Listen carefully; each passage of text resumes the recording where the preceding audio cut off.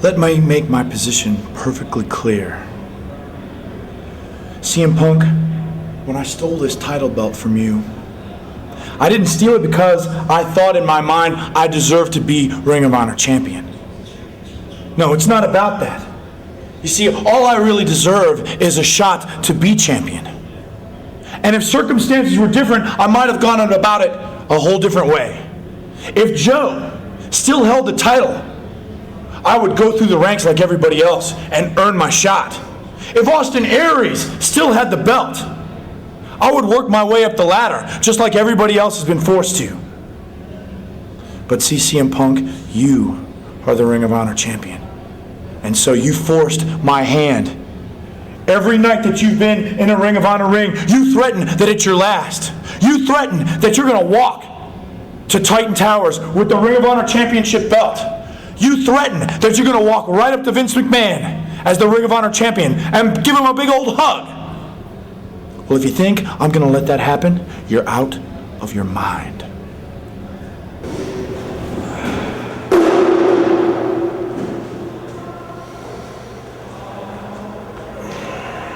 Once again, the wrestling world is abuzz with news that only I hold. You see, tonight, everybody's speculating. The internet, Ring of Honor management, Ring of Honor wrestlers, the dirt sheets, Samurai TV, everybody wants to know, who's my mystery partner gonna be? Well, secret remains up here. But allow me to take you on my train of thought, to show you what's going through my head. You see, I could have went to the past. I could have gotten somebody that I grew up in the business with. Somebody that's been in Ring of Honor before. Like a Chris Sabin. Like a Petey Williams. Or maybe I could have went to the present. And I could have brought in somebody who's making big waves right now. Somebody like a Rhino. Or maybe a Sabu. Nobody would see any of those coming. Or maybe I could have looked to the future. And I could have brought in somebody that hasn't even been here, hasn't even been considered. Maybe somebody that's hot off the presses. Maybe somebody like a Charlie Haas. But if I've learned one thing in wrestling, it's that loose lips, they sink ships. And this ship is gonna sail.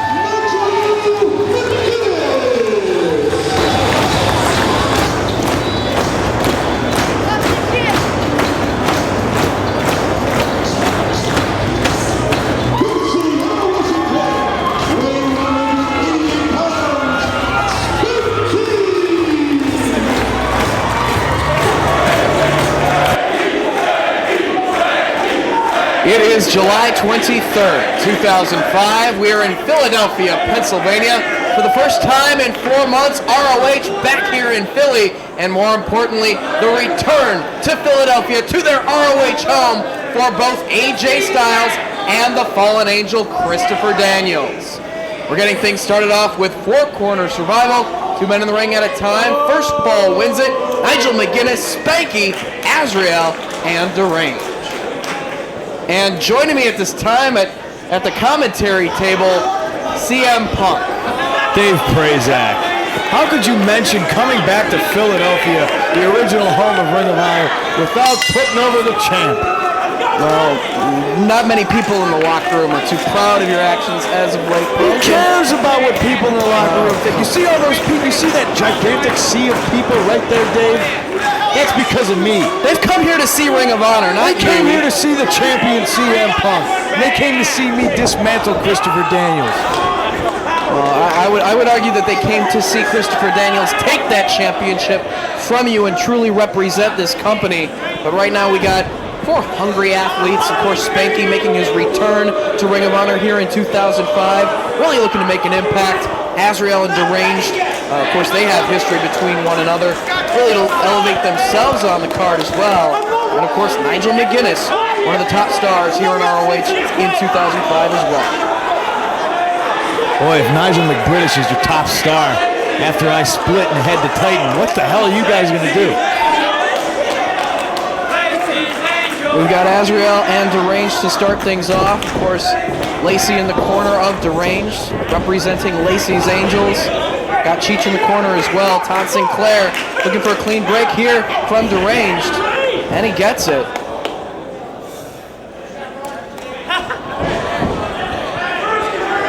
Big night here in Ring of Honor, Dave Prazak. This is my last night, I'll have you know. Yeah, I've heard that like 3 or 4 different times in the past month. It's your last night, and if you don't lose the title, you're going to walk away from this company That's with right. the championship. I'm glad you've been paying attention. How is there any honor in that? How do you choose to represent the promotion that has done so much for your career over the past few years? I built To this just- place brick by brick, Dave Prazak. I will do with the belt what I see fit. And if it's leaving and going to Titan Towers with the championship or showing up on Raw, that's exactly what I'm going to do. You really don't care what's left with Ring of Honor if you were to leave with our title. No, I don't care. I don't care. Ridiculous. Deranged holding on to the hammerlock on Azrael. Trying to maneuver his way out of it. Wraps his legs around the head of Deranged. Cartwheels his way, staying on his feet. Very agile and takes a swat at Nigel McGuinness. Quickly maneuvering his way to the floor.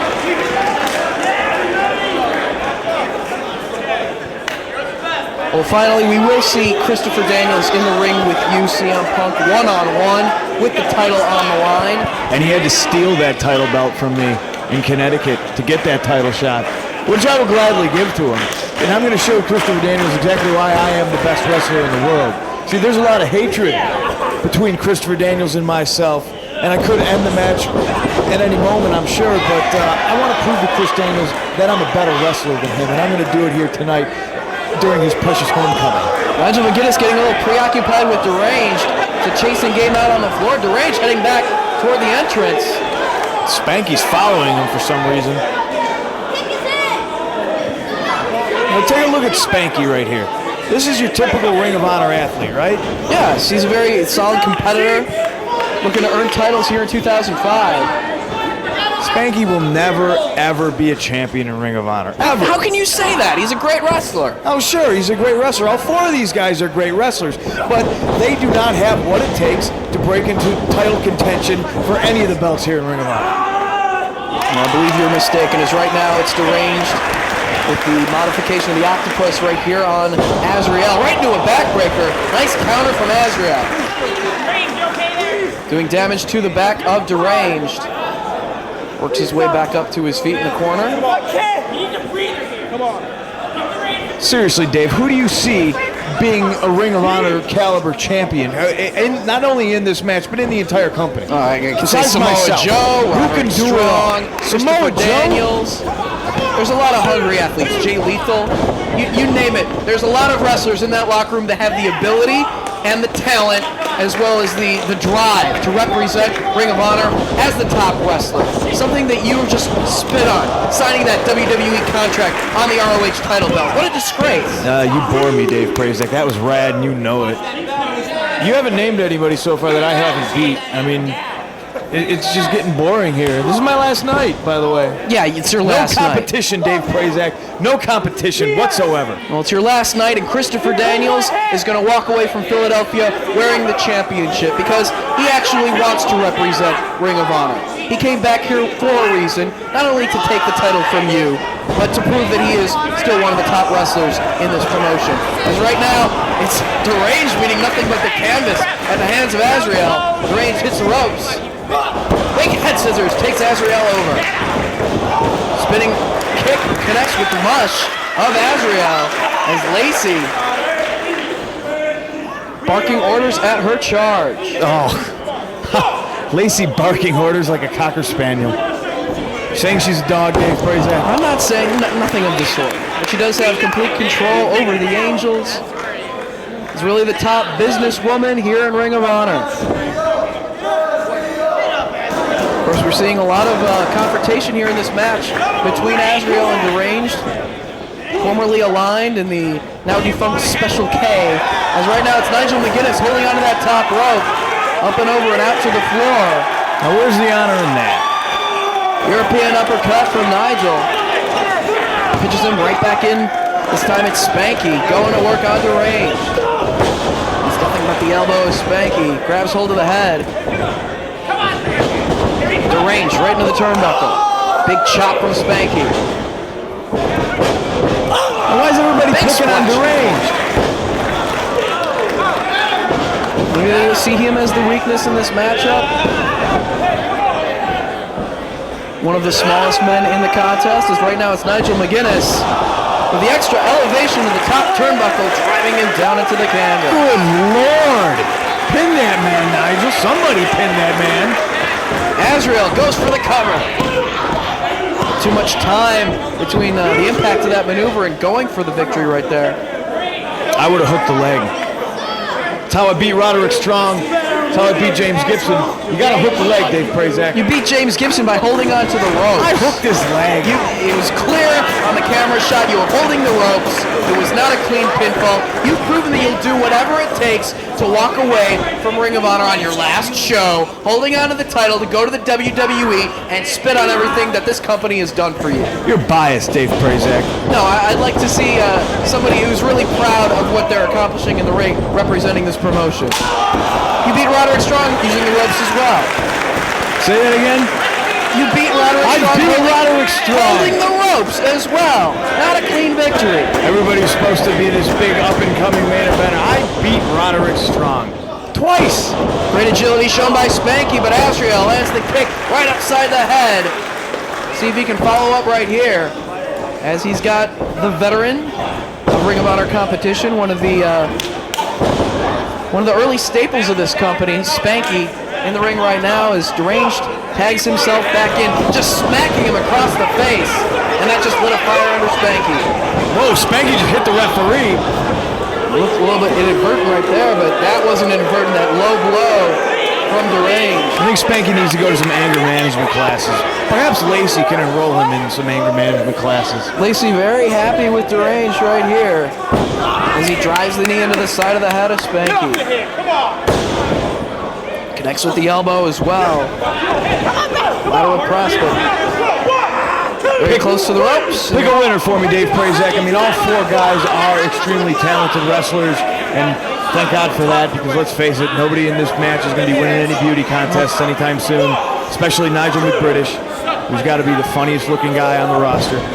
Funniest looking guy on the roster, and definitely the largest man in this contest in terms of power, in terms of height. He also has a great experience advantage over everyone in this matchup, about even with Spanky. As Deranged stomps away on the back of Spanky. I think Spanky's got the experience over Nigel McBritish, definitely. I mean, Nigel's an illegal alien. He's not an illegal alien. Spanky does have the Ring of Honor Spanky experience. can leave the country as he pleases. Nigel is an illegal alien. You can't exactly cross borders, you know, they'll catch him. Azrael brings himself into the matchup, goes to work on Spanky here. Going to work on the knee, drives it down. Holding onto that leg, dragon screw leg whip. You know, Lacey has threatened some changes to her faction, the Angels, if they don't start getting victories. They have been an impressive unit and have been carrying out her orders, but they're not picking up the wins, and things have got to change if they want to maintain their spot in Lacey's camp. There's a nice leg lace by Azrael right there, but Spanky managed to get to the ropes. You still never told me who's winning this match, Dave. I'll go with Nigel McGuinness because he does have the size advantage. But of course, Azrael, we've seen in recent months, is improving by leaps and bounds, really fine-tuning his game. He's gotten a lot more serious in that ring. And now he's in command of the matchup, but in comes Nigel McGuinness. Spanky down. Snapmare takes Spanky right into the ropes, driving that leg into the ropes, doing more damage. Pulls him to the center of the ring and drives all of his body weight down across that knee, tying up the legs. World of hurt right now for Spanky, and he's got it in the middle of the ring, nowhere near the ropes to force a break. Indian Deathlock, Dave Prazak, made popular by former world champion Harley Race. This is what me and Harley got in common. We're both world champions. You try to compare yourself to Harley Race? Harley Race wasn't a disgrace to the titles that he held. Because right now it's Spanky trying to fight his way out of this hole with forearms. But Nigel, the double Greco-Roman knuckle lock, trying to force the shoulders of Spanky down. Keep him in a pinning predicament while putting pressure on those legs. Releases the leg lock, still holding onto the knuckle lock. Spanky right back to his feet. Not a smart thing to do with a busted knee. Nigel goes right to work on that arm. Spanky also clutches that knee. Spinning toe hold by Nigel. Spanky kicks him off into the turnbuckle. Azrael tags himself in and kicking away. How much would you say Spanky paid for that haircut? Why don't you focus on the caliber of action? Don't worry about his haircut. Trying to go for the monkey flip. His Azrael leg holds is his much ground. too weak. Places him up top. And again, doing more damage to the knee of Spanky. All the competitors in this matchup have picked that body part on Spanky and worked it over. You know, if he does have the experience advantage in this matchup, at least his body is suffering the effects. As Azrael comes charging, Spanky catches him and drives him face first into the turnbuckle. Desperation attempt. He's got to try to tag out here, Dave Yeah, Prazak. Spanky trying to inch his way toward Deranged. Does Deranged even want in this match? Well, Spanky needs to get himself out of that ring with that bad knee. As Nigel McGuinness and Deranged, the legal man. 2 swings and a miss. Satellite head scissors attempt. He scores on the second time around. Nigel right back to his feet, kind of out on his feet though. Elevates Deranged and he just crashes down to the canvas. Nigel comes charging. The ropes save him. He springs right back in and takes his head off with the lariat. And that's the second time in this match that he has absolutely knocked the bejesus out of Deranged. Now Cheech up on the apron, taking the attention of the official. Nigel forearms him back down to the floor. Cheech, you believe the fans actually like that guy? Proving once again that these Ring of Honor fans are complete idiots. Action spilling to the floor as Nigel with the European uppercut on Cheech. Bringing the action to all the representatives from Lacey's Angels at ringside. Where's Cloudy? Don't hit him, Nigel. You'll knock him out. Azrael goes soaring over the top rope and to the floor. Keep your eye on Spanky still inside the ring. As Nigel and Deranged still battling on the floor. And Spanky takes Nigel to the floor.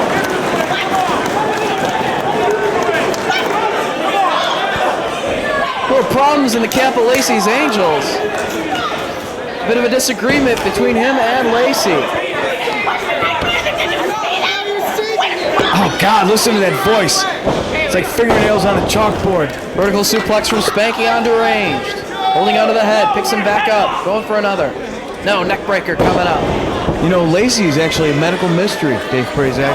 What are you trying to say? She's the only woman that is constantly on her period. Constantly. It's anybody's ball game at this point in the matchup. All 4 men are down. As Azrael works his way back to his feet, clubbing away on the back of Deranged. Deranged set into the ropes, ducks the clothesline, springboard, but Azrael just catches him out of midair and plants him. Azrael feeling the effects. Deranged with the running knee strike. Places him up top. What can Deranged have in mind? Suplex on Spanky from Nigel McGuinness. Guys, bring it down. Jockeying for position on the ropes here. As Nigel back to his feet. Looking to powerbomb Deranged. Deranged trying to block it.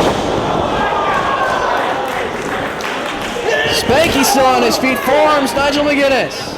Reversal of the whip. Spanky into the ropes. Spanky barely got out of the way of that superplex. Flying forearm in the super kick.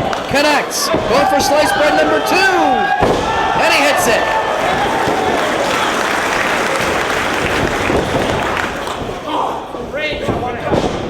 Azrael with Spanky. Backbreaker over the knee. Deranged back to his feet. Going to work on Azrael. Azrael sent to the ropes. No, reversal of the whip. Deranged holds onto the top rope. Azrael comes, charges, elevated. Lands on the apron and throws Deranged down. Going for that senton. Deranged moves out of the way. Springboard. Going for the Rana. Azrael holds on. Jockeying for position right here. What's Spanky doing? I have no idea. Big super kick on Azrael. Deranged comes charging at Spanky. Catches him, looking for slice bread number 2. And he hits it on Deranged. Cover. And that's 3. Spanky comes up with the victory.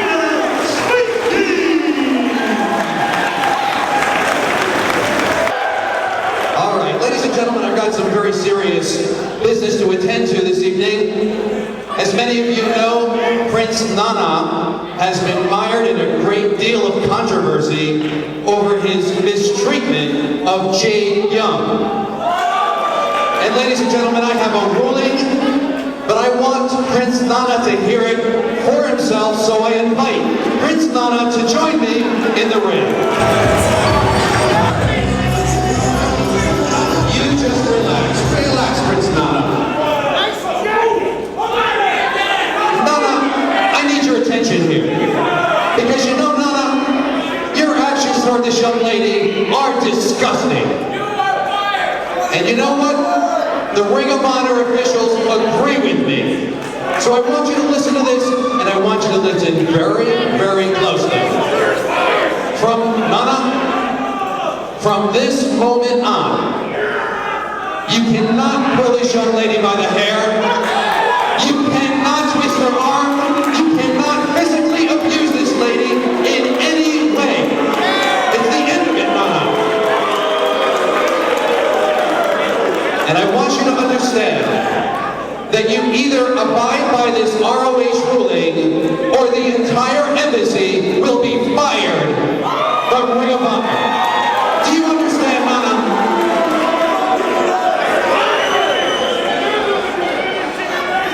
Michael Capella, and you will douchebag.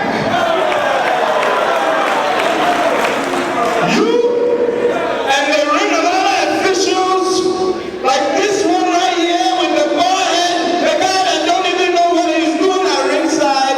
Let me tell you something. I will abide. I have always abided with the Ring of Honor rules. That's why I'm one of the people that have been here from the beginning. But let me tell you. All right, Jade Young, sweetheart, Prince Nana, made you who you are. Where were you last year around this time? Huh? Where were you? But Jade, it's all right. If you want to go, if you want to leave a legacy that's going to build in professional wrestling forever, Jade, let me tell you, you can get out this ring and go back to Thailand, where you are from.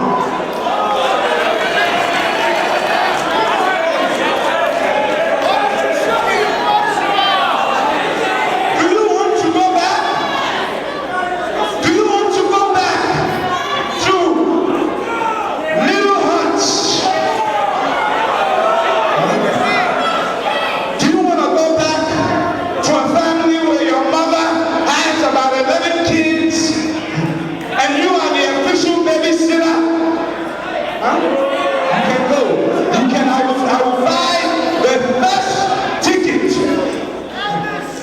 from Philadelphia International Airport and you can go straight back. It's up to you, Jade.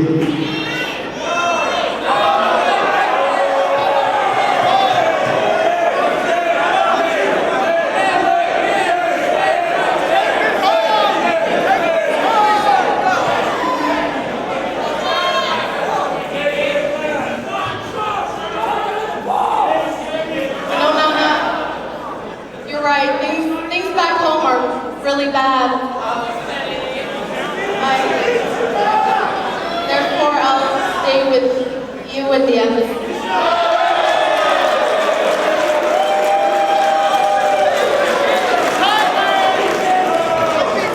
You know what, little girl? You did the right thing. It's okay. It's okay. All right. It's all right. Michael Capella, since the ROH Imbats no longer want me to be the lion that I am with my ladies, I'm gonna bring out Killer Crew. Come on out here, so this way we can end this out, and ROH can be happy, and we can all do what we're here to do, and make money and wrestle, and have a good time, and win championship belts with the crown too, with the embassy. Huh? Isn't that one of the greatest things in the world? Come on, Crew.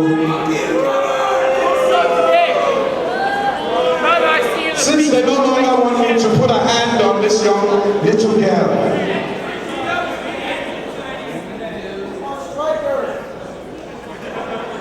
so now no longer are you going to be able to show your beautiful body to any of these fans.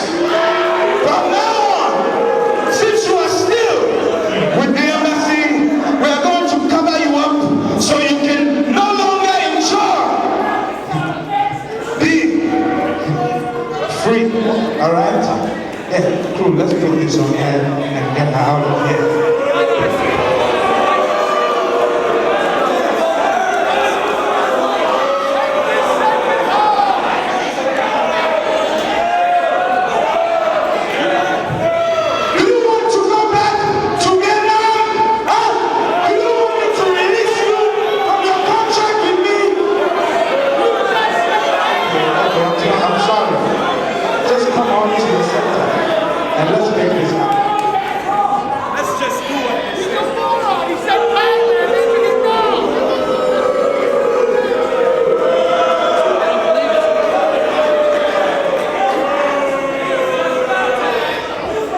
Let's just do what these geezers want us to do and cover you up. Huh? Alright? See, since I'm no longer able to do, not that I was doing anything wrong in the first place, this is what we do in Ghana. But since I will no longer be able to physically, I guess what they say, abuse her, I will do one better. Give me the royal wish. The royal wish.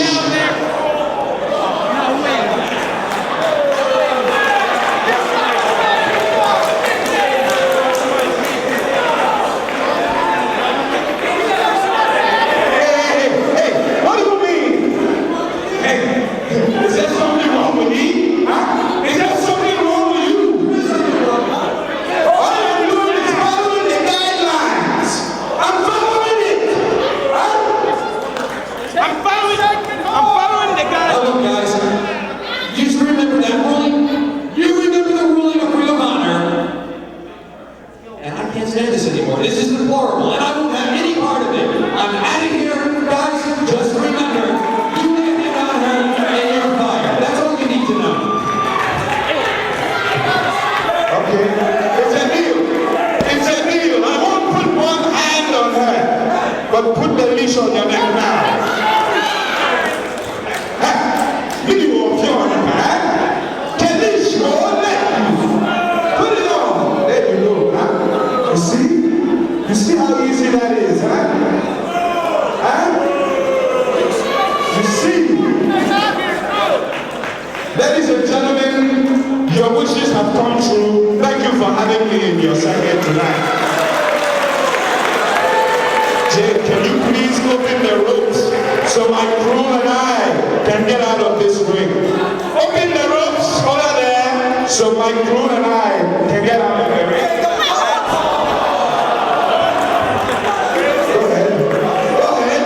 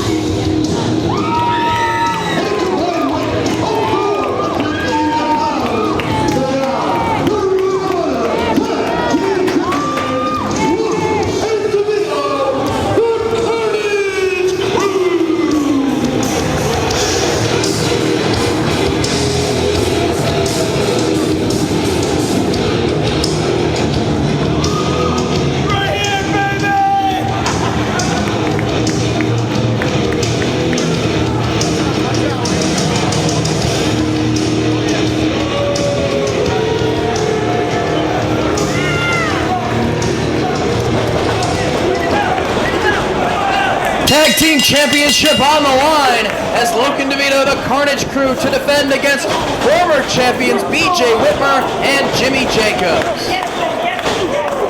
I don't know who to make fun of first. There's 4 guys in here. You don't have to make fun of anybody. Oh, are you kidding me? Look at this. Look, is Jimmy Jacobs wearing glitter lipstick? Oh, that's his own choice, but it's Whitmer and Jacobs getting the rematch against the Carnage Crew. Of course, the Carnage Crew winning the Tag Team Championship in Manhattan at Escape from New York from Whitmer and Jacobs.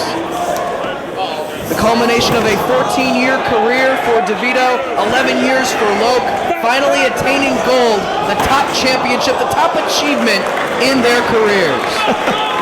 What are you laughing at? It's just 14 years and you win a tag belt? I had those tag belts last year. Yeah, and they've worked their way up the card, and they earned the titles. And tonight, it's Whitmer and Jacobs getting the opportunity to regain the championship. Carnage Crew successfully defending those titles in Ultimate Endurance last week in Connecticut. Well, there's a word that you don't really think of when you look at these two, endurance. Well, they are tough. You got to hand it to them. Good street fighters, good brawlers, and of course, DeVito very agile for his size. But this isn't street fighting, Dave. It's wrestling. Kicking away at the shoulder of BJ Whitmer. Jockeying for position right here is Whitmer. Looking to roll up Loc. He holds onto the top rope. Comes charging. Whitmer catches him, blocks. And DeVito just right into that steel barricade, bends it in half. Jacobs back in the ring, connects with the flying forearm shot. Jacobs connects with several jabs to Loc, winds up. And down he goes.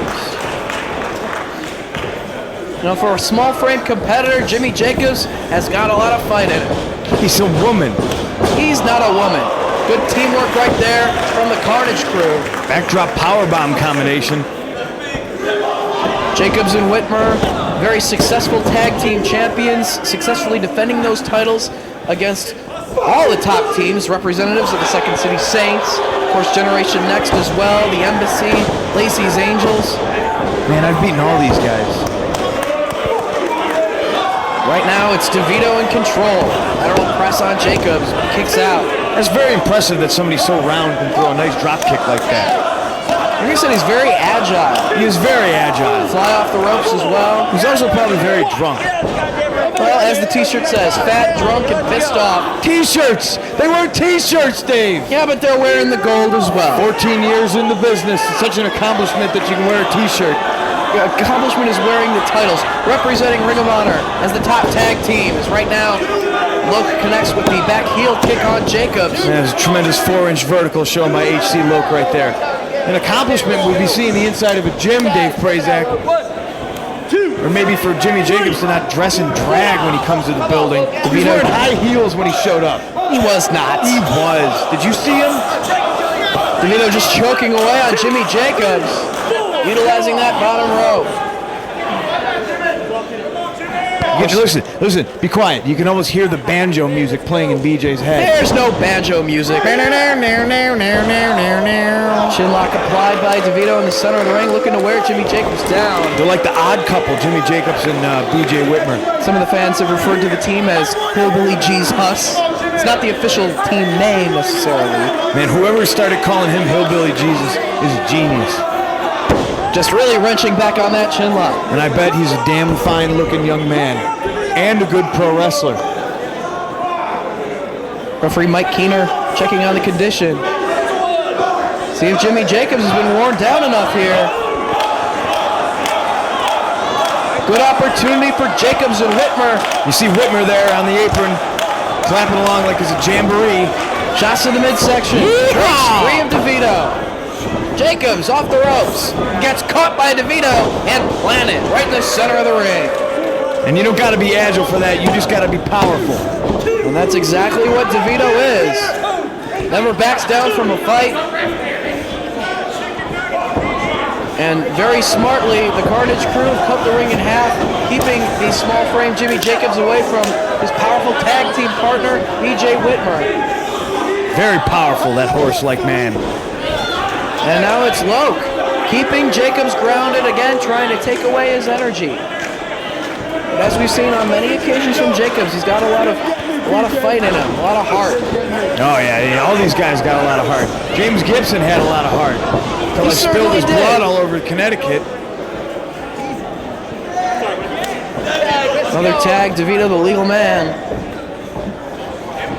has hold of the head of Jimmy Jacobs. Places him up top. Oh, thank God this is my last night. Are you sure? Are you sure this is your last night? Positive, 100%. I wouldn't lie to you, Dave Prazak. This is the last time you're going to see me in Ring of Honor, and I will be leaving out the front door with the championship. Superplex from DeVito. Look, drops the elbow off the opposite turnbuckle. But Jacobs able to kick out. He needs to make the tag here. We got a fresh BJ Whitmer waiting on the apron. See if they can avenge the tag team title loss in Manhattan. Goes to the eyes of Jacobs. As Loke looking to follow up. Shot down across the back.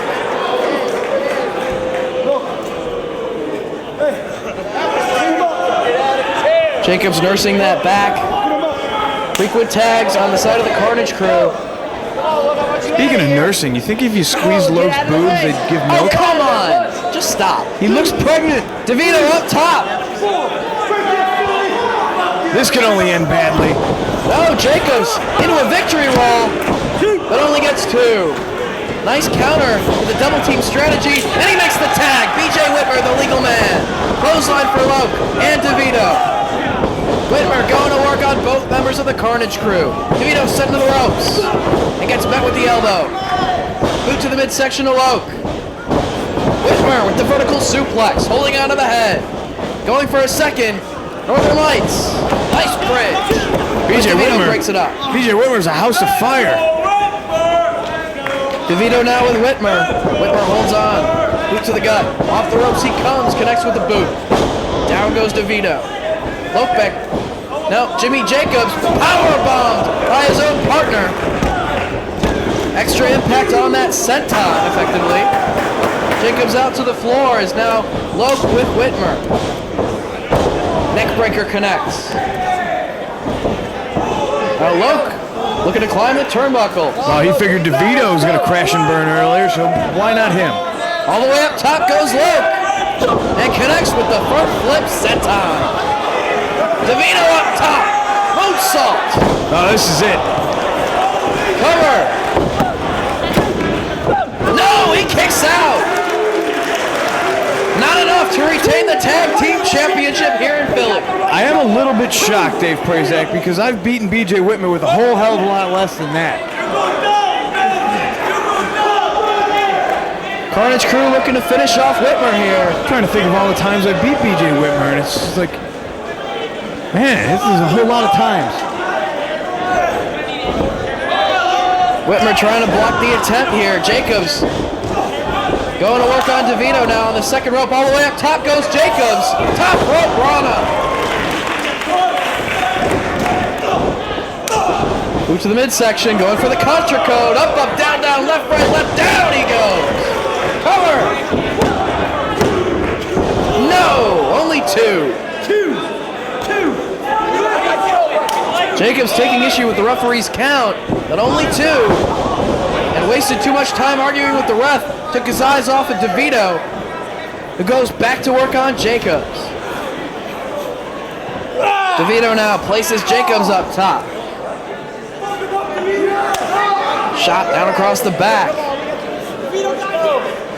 DeVito to the second rope.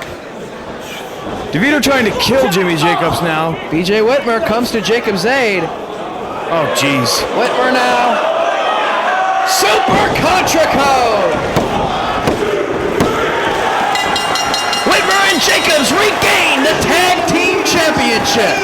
But you can always say that the Carnage crew did hold ROH tag team gold.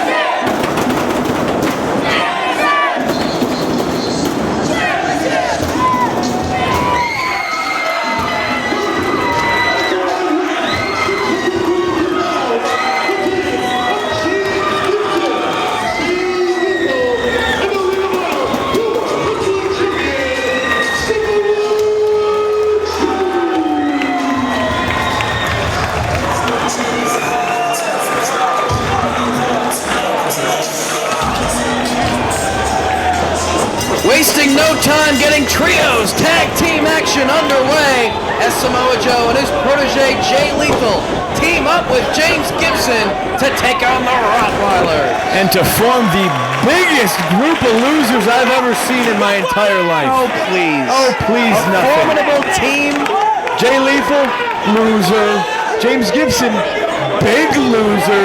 Samoa Joe, big loser. Samoa Joe, current pure champion here in Ring of Honor. That means nothing to me, Dave Perez. That the man himself told me that belt meant nothing. The world title is the one everybody wants. That's the important belt. The pure one is simply pure crap. Joe said it himself. Joe now has he's just done- a big stinking. that was a long He's a time ago. big-nosed hypocrite. Joe has done a lot in the past several months to elevate the prestige of the pure title, much like he did for the world title last year. He hasn't done anything with the world title recently.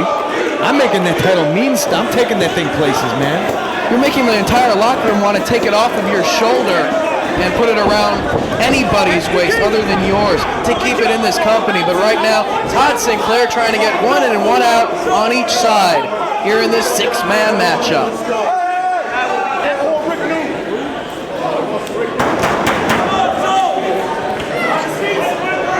Ricky Reyes, Low Key, and the notorious 187 Homicide accompanied to the ring by Julius Smokes wielding that baseball bat. There's a return of Ricky Reyes right here. Another homecoming of sorts, and man, he looks to be in great shape. Formerly one half of the ROH World Tag Team Champions. Let's start things off with Samoa Joe. Lots of history here between everybody.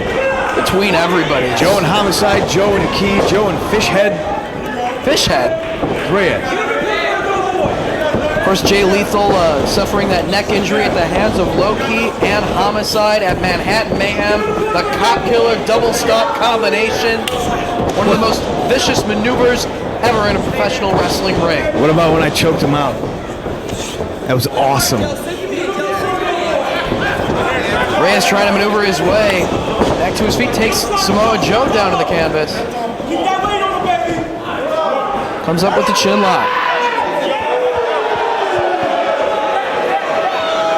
It'll be interesting to see what Reyes is going to try to do in this match to impress Ring of Honor officials, because you know he wants to stay here in Ring of Honor. Hasn't been here in a while, and conspicuous by his absence is the other Rottweiler, Rocky Romero.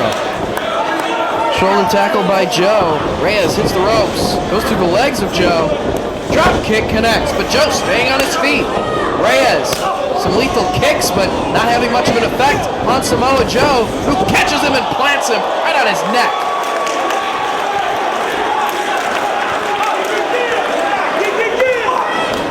Slow to his feet, Reyes is in trouble here. Homicide and Low Key shouting encouragement as Samoa Joe pulls Reyes into his corner. In comes James Gibson.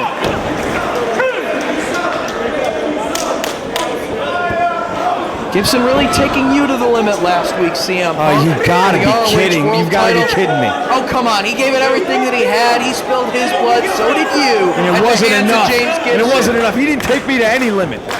You had to use the ropes to finally get that victory. You couldn't do it cleanly. That's all there is to it.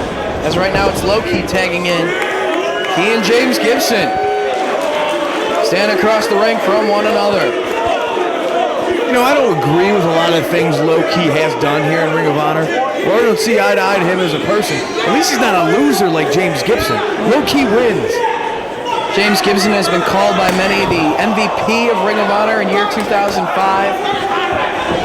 Several impressive outings, really upping his game here in Ring of Honor. Look at James Gibson right there taking little words of advice from Samoa Joe, which I'm sure is just ridiculous. What can Joe tell him to do? Hey, let him kick you in the head a lot. That beat me one time.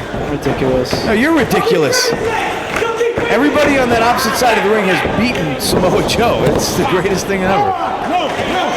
Gibson in control, Low Key right here, holding onto that arm. Ringing away on it, holding onto the wrist lock. Key rolls forward and connects with the kick. Frees himself from the armbar. You know, this six-man sort of reminds me of Reborn Completion when we saw the Rottweilers take on Samoa Joe and the Briscoes. Of course, that saw the return of Low Ki at the end of that matchup. As now Gibson, holding onto the hammerlock, takes out the leg of Low Ki. Trying to force his shoulders down to the canvas. Greco-Roman knuckle lock. The Ki trying to use his power to keep his shoulders up. Bridge is up this time. Referee Todd Sinclair right on top of things. Trying to break the bridge of Low Ki, but he maintains the bridge. And powering his way up. Impressive strength shown by Low Ki. No, he's just showing off now. What he needs to do is just kick Gibson right in the face. Both men back to their feet. Still holding on to the knuckle lock. Gibson up against the ropes. Sinclair applies the count. And Ki with the chop right across the chest of Gibson. And you see Homicide, the leader of the Rottweilers right there. He's very pleased. But Gibson firing right back. Is this the first time these two have ever met in a ring? I believe so. Who cares? Ki chopping away at the chest once again. Gibson sent to the ropes. Comes off, Ki catches him. Gibson staying on his feet. Neck breaker. Down to the canvas goes Low Ki. And Gibson tags in Jay Lethal. Well, that was a mistake. If there was ever a weak link on any team, anywhere in the history of the world, it's right here. It's Jay Lethal. Oh, come on. He's a hungry young athlete, former pure champion here in ROH. Oh, he's an up-and-comer, and he's got a lot of heart, but he's a loser. Low Ki tags out. He wants none of Jay Lethal. It's a very appropriate color he's wearing there, Dave Prazak. Green.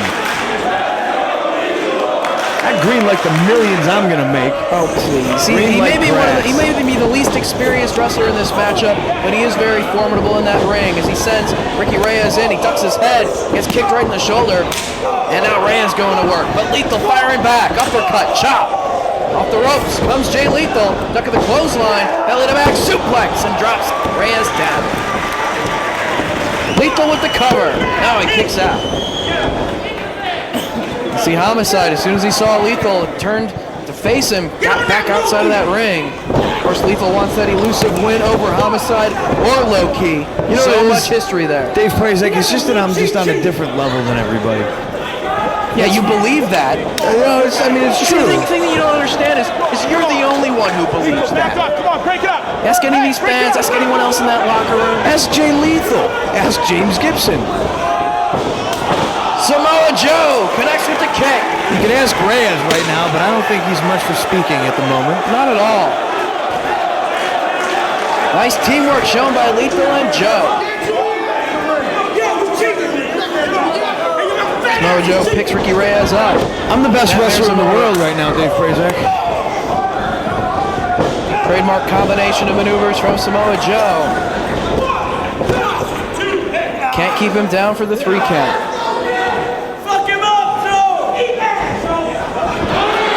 Reyes driven into the turnbuckle. Tag, in comes James Gibson once again. Reyes and Gibson very similar in stature. A little bit of weight advantage for Ricky Reyes. Quick leg drop from Gibson. Lateral press. Not hooking the leg. Let's go. Gibson tries hard. I'll give him that. He tries hard. Backbreaker right over the knee. Connects with the forearm on Low Ki. Here comes Homicide in Homicide. the ring as well. Gibson fighting off all 3 of the Rottweilers all by himself right here. Referee needs to regain order. It's Homicide and Low Ki back outside the ring. Gibson off the ropes, and Homicide connects with the kick to the back, right into the clutches of Reyes with the release over the head, belly-to-belly suplex. Low Ki tag back in. Just stomping away at the chest of Gibson.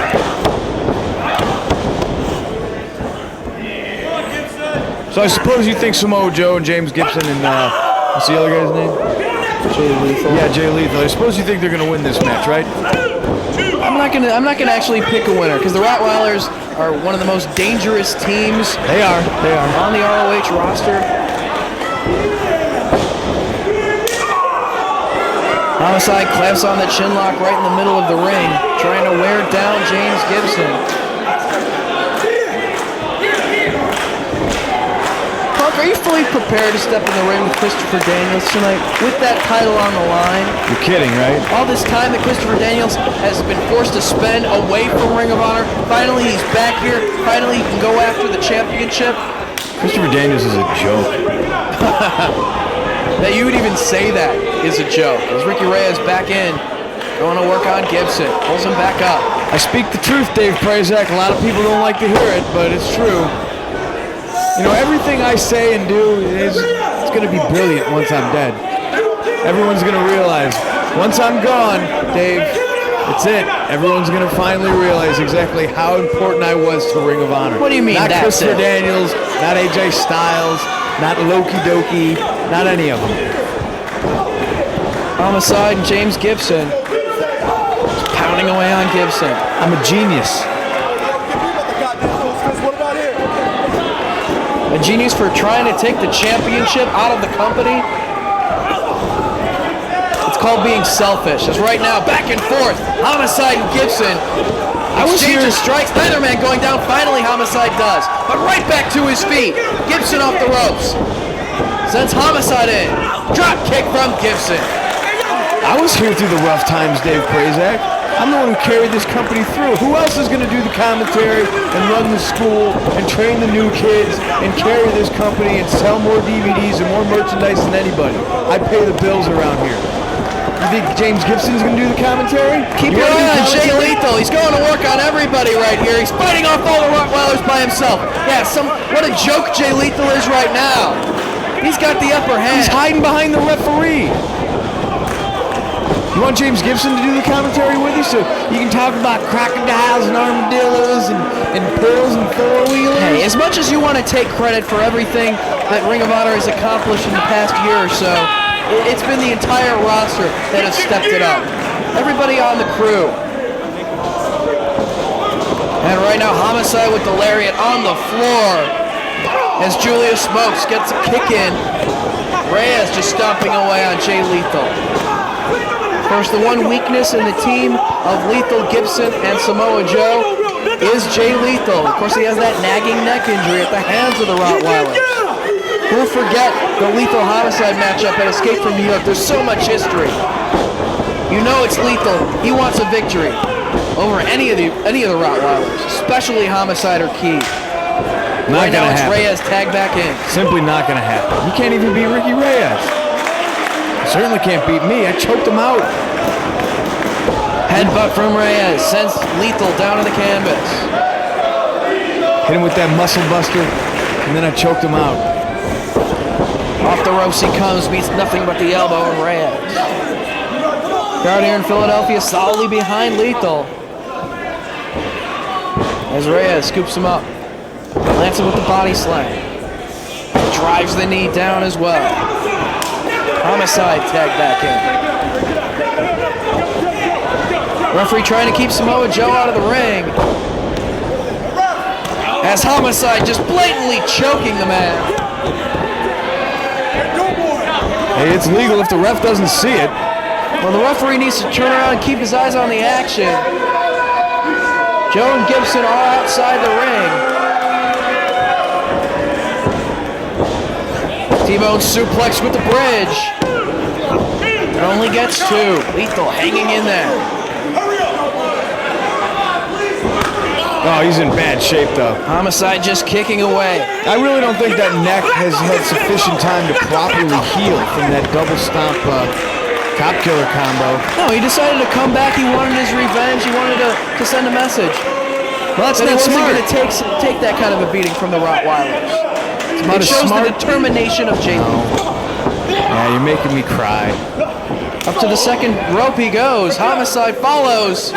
Ace Crusher off the second. That's it. Homicide not going for the cover. Tags Reyes back in. And again, driving that knee. Talking a little trash in the direction of Samoa Joe and Gibson. Grabs hold of the head of Lethal. Vertical suplex coming up. Drops him over the top rope. As Julius Smokes barking instructions. Low key tag back in. Handful of hair. Grabs hold of the head.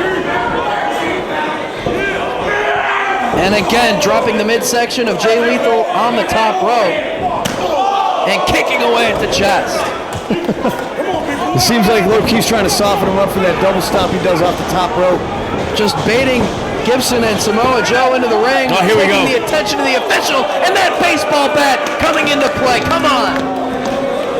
Well, you can't get the job done man on man inside the ring. You gotta beat him with a bat on the floor. I didn't have to beat Jay Lethal with the bat. I'm talking about the Rottweiler. I'm just saying.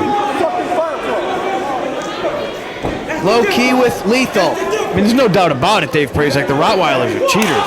And that's just unacceptable in Ring of Honor. Yeah. Double team strategy. Double drop toe hold. Camel clutch applied by Low Key. Homicide off the ropes. And connects with a drop kick right to the face. Oh, they're not done. Homicide holding Lethal for Low Key. He hits the ropes. Gets the momentum on his side. Oh! And just right to the face, very wisely, Lethal rolling to the floor. Well, I don't think he knows where he was. He could have probably made a tag right there if he just reached out. Very smart to roll to the floor. Just stay down. Tell him to stay down. Samoa Joe and James Gibson checking on the condition of Lethal. You know, of course he wasn't 100% going into this matchup. He could be even hurt even worse right now. I don't even know if he's going to be able to continue here. And what the Rottweilers just did is pissed off Samoa Joe even more. Trying to take his protege out of action. Gibson encouraging Lethal to hang in there. As he rolls back inside the ring and Homicide goes back to work.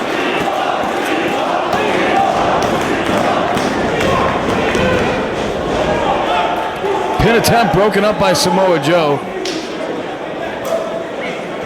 Of course, Low Key caved in Lethal's face last time in Philadelphia. He may have done it again. And he's got him in the ring. Going for the suplex. Lethal blocks it. And connects with the running suplex. He needs to tag out. He's right there. He's going to do it, Dave. Inching his way toward the corner. And he tags Samoa Joe, the legal man. And he's going to work on all three of the Rottweilers. Ricky Reyes sent to the ropes. Big power slam from Joe. Homicide with forearms for Samoa Joe. Homicide off the ropes, but he takes out his legs. Joe pitches Reyes to the floor. Back senton from Samoa Joe. Well, that could kill a man. No, Low Key breaks it up. Joe with Homicide. Looks like he was going for a powerbomb, but Homicide maneuvered his way out of it. Gibson in with the crossbody. Knocks Low Key off the apron for good measure. Boot to the midsection. Homicide off the ropes. Back body drop from Gibson. Forearm sends him down. Gets a shot in on Reyes as well. Homicide trying to block the attempt at Gibson. Jockeying for position right here. Boot to the midsection. DDT. Holding onto the head.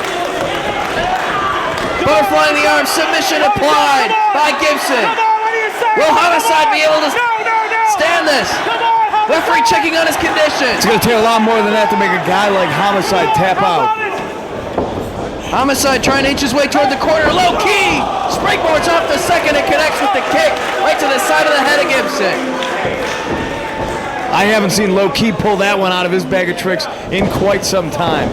Jay He's got to be Lethal feeling with the desperate. Wait a second. running clothesline and a second on Low Key. Lethal's had some time to regain his energy out on the apron. Low Key into the buckle. Lethal comes charging with the forearm strike. Low Key reverses the Irish whip. Lethal off the ropes. And connects with the leg lariat. Just rolls right over Low Key. Key back to his feet. No, he's still hurt, Dave. Softening him up. Gut wrench suplex from Lethal. Looking to take a chance, climbing on top. What's the kid doing, Dave? He's not going to hit the headbutt. Jay Lethal. Missile drop kick off the top rope, connects with Low Ki. Lethal getting his second win. You know how much he wants this dragon suplex. Oh, but Homicide comes to the aid of Low Ki. Lethal desperately wants a pinfall over either Homicide or Low Ki to get his revenge on the Rottweiler. That's not going to happen. Double team strategy. Ki and Homicide going to work on Lethal. Into the corner he goes. Grabbing hold of the legs. Setting up Ricky Reyes. Connects with the kick right to the face. Even more damage done to the face of Jay Lethal. No, Homicide just called for it. You know it's coming. Grabs a handful of hair, pulling Lethal into the center of the ring, looking for the Cop Killer. No, Cop Killer, not again, double not stomp. again. Cop Killer double stomp, no! Oh, kill him. Gibson comes to Lethal's aid, makes the save. Low Ki and Homicide collide. Gibson trying to capitalize. This match is absolutely breaking down. We Kicking need more away than one at the official. midsection of Low Ki in the corner. Samoa Joe going to work on Ricky Reyes here. Headbutt. Forearm strike. All 6 men in the ring. Samoa Joe now directing traffic, it seems. Gibson and Jay Lethal going to work on Homicide and Low Ki. But Homicide holding onto that top rope. All 3 men hold on to the ropes. The Rottweilers come charging and get dumped to the floor.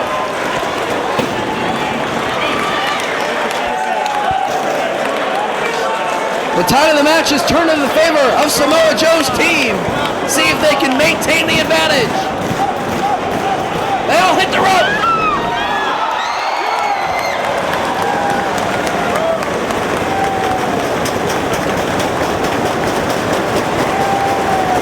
All 3 men connect with suicide dives to the floor. I think Low Ki was crying. Did you see the look on his face? Low Ki was crying, Dave Prazak. Samoa Joe with Homicide. It's time for the leg kick. And destroys Homicide's face as well as that steel barricade. Completely unnecessary. Those things cost money, you know. It's probably just going to cut into my merchandise check. Crowd solidly behind Samoa Joe. Pitches Homicide back inside the ring. Gibson looking to capitalize. Tiger Driver trying to butterfly the arms of Homicide. Can he get it? No, Homicide blocks. Oh, he takes his eyes off the prize, and look at this. He's got a chain. Homicide wrapping a chain around his forearm. Who was that thug that just handed him that chain? Referee doesn't see any of this. Lariat with that chain wrapped around the forearm. Cover. It was like 3 feet of chain. Oh, come on. The Rottweilers pull out the victory. The referee didn't see the chain wrapped around the forearm, and the Rottweilers get the victory.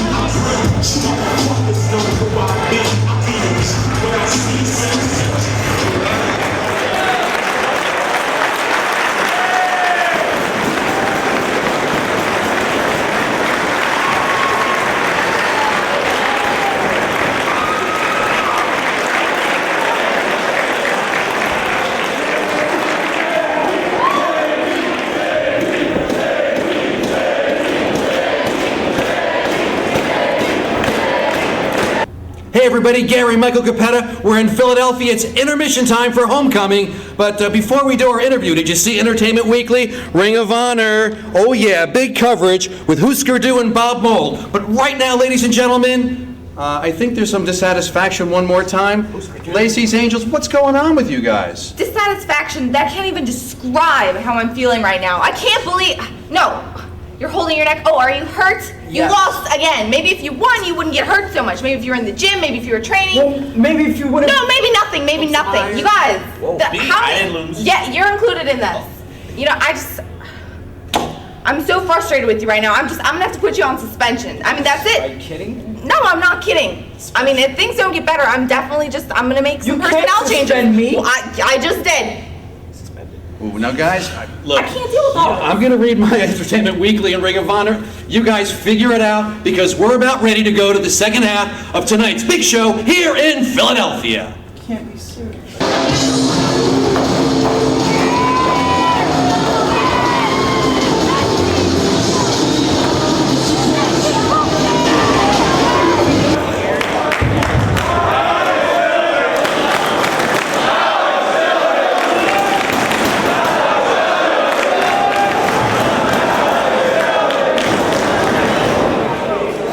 Ever since what?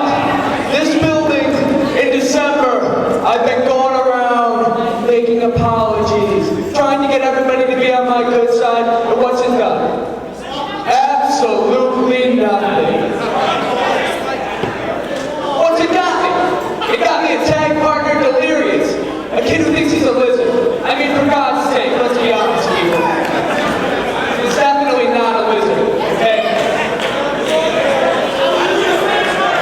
But you know what? People make their own decisions. They can live with them. I can live with mine. The fact of the matter is, this is a wrestling business.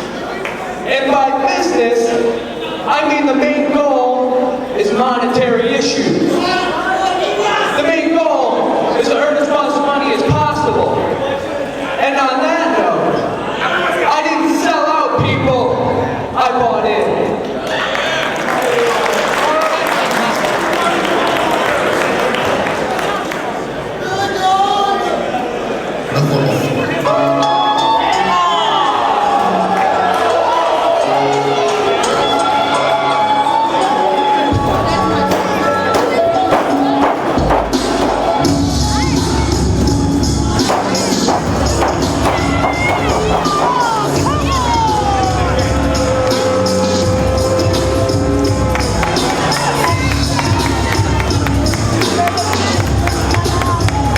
Prince Nana, 2005, remember?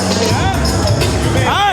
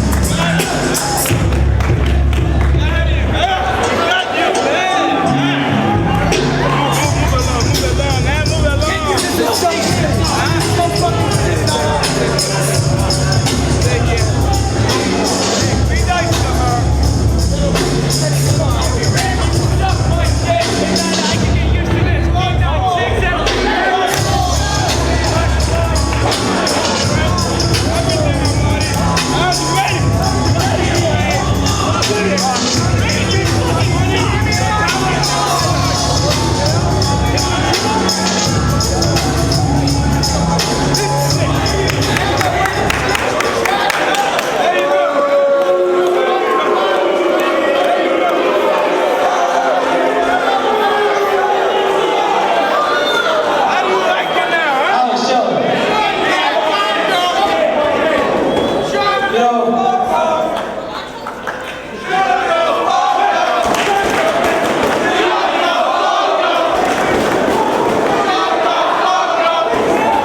Alex Shelley, I just want to tell you, everything you've done since you were in Generation X, I've looked deep into my heart, I forgave. Because you taught me one thing, that nice guys finish last. So Alex Shelley, let me be the first to welcome you to embassy.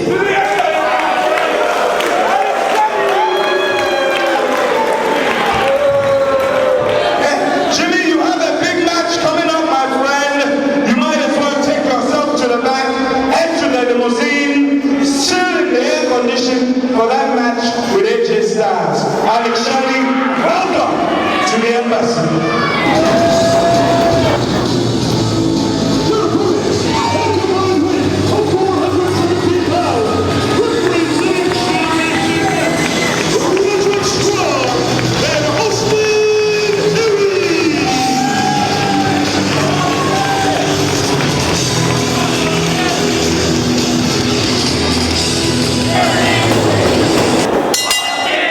The face of ROH has just changed. Alex Shelley with a bombshell joining the embassy. It'll be Alex Shelley and his mystery partner, Fast Eddie, against Generation Next of Roderick Strong and former ROH World Champion Austin Aries. You know, when I was thinking of the possibilities as to who the mystery partner of Alex Shelley would be in this matchup, Fast Eddie was not someone that came to mind. I never dreamed he would join the embassy. Well, Jimmy Rave, the first one to actually accept the apology of Alex Shelley and welcome him with open arms into the embassy. We saw the promo from earlier tonight as Eddie right now jumping Austin Aries. As I was saying, we saw the promo of Alex Shelley dressing in the stairwell. Of course, we saw in the past, he was kicked out of the locker room, excommunicated from the locker room of Mariah to everyone on the ROH roster as Austin Aries taking it to Eddie Vegas, tagging out to Roderick Strong. And it looks like Alex Shelley has finally found acceptance in the embassy. I wouldn't really want to be accepted by that group anyway. Well, it sounds like there was a lot of money involved in that acceptance. Alex Shelley taking Prince Nana's payoff. Some good double team work right here from Generation Next. Only gets two. Aries and Strong looking good so far against Fast Eddie. Of course, Jack Evans still on a self-imposed sabbatical as he was disappointed in his performances here in ROH, losing some matches. He's off training. He should be back soon. Again, double team strategy by Generation Next. Nice drop kick from Roderick Strong. I'll go so far as to say that's one of the best drop kicks in the business today. Only gets two. Of course, I'm taking over for CM Punk right now. Yeah, thankfully. All he did was talk about how great he was and how everyone in the ring is inferior. If Punk is so much better than everybody else, it's funny how he took off an intermission to start getting ready for that Christopher Daniels World Title match and couldn't do commentary. I guess he has to be a little bit worried. I used to like doing commentary. Well, right now, though, we have Generation Next looking strong against the new embassy. Of course, Alex Shelley was booted out of Generation Next in this very building at Final Battle 2004. Here comes Austin Aries. Sails in on the Fast Eddie. The near fall. Aries looking to follow up. Springboard's up the second with the moonsault. Alex Shelley having his hands full with Generation Next all year, actually being put out with injuries by Generation Next on a couple of occasions, including New Frontiers, who saw Aries and Strong jump him off of that stretcher after injuring his back. Now he's finally found some people that he can rely on. And thus far, it's been all Fast Eddie Vegas for the team of the embassy in this matchup thus far. You know, Alex Shelley not really in the ring right away with his former teammates. No, he's not too quick to get in the ring with them. Of course, we have seen Alex Shelley in two great battles against Roderick Strong at New Frontiers and Nowhere to Run, or excuse me, the Final Showdown.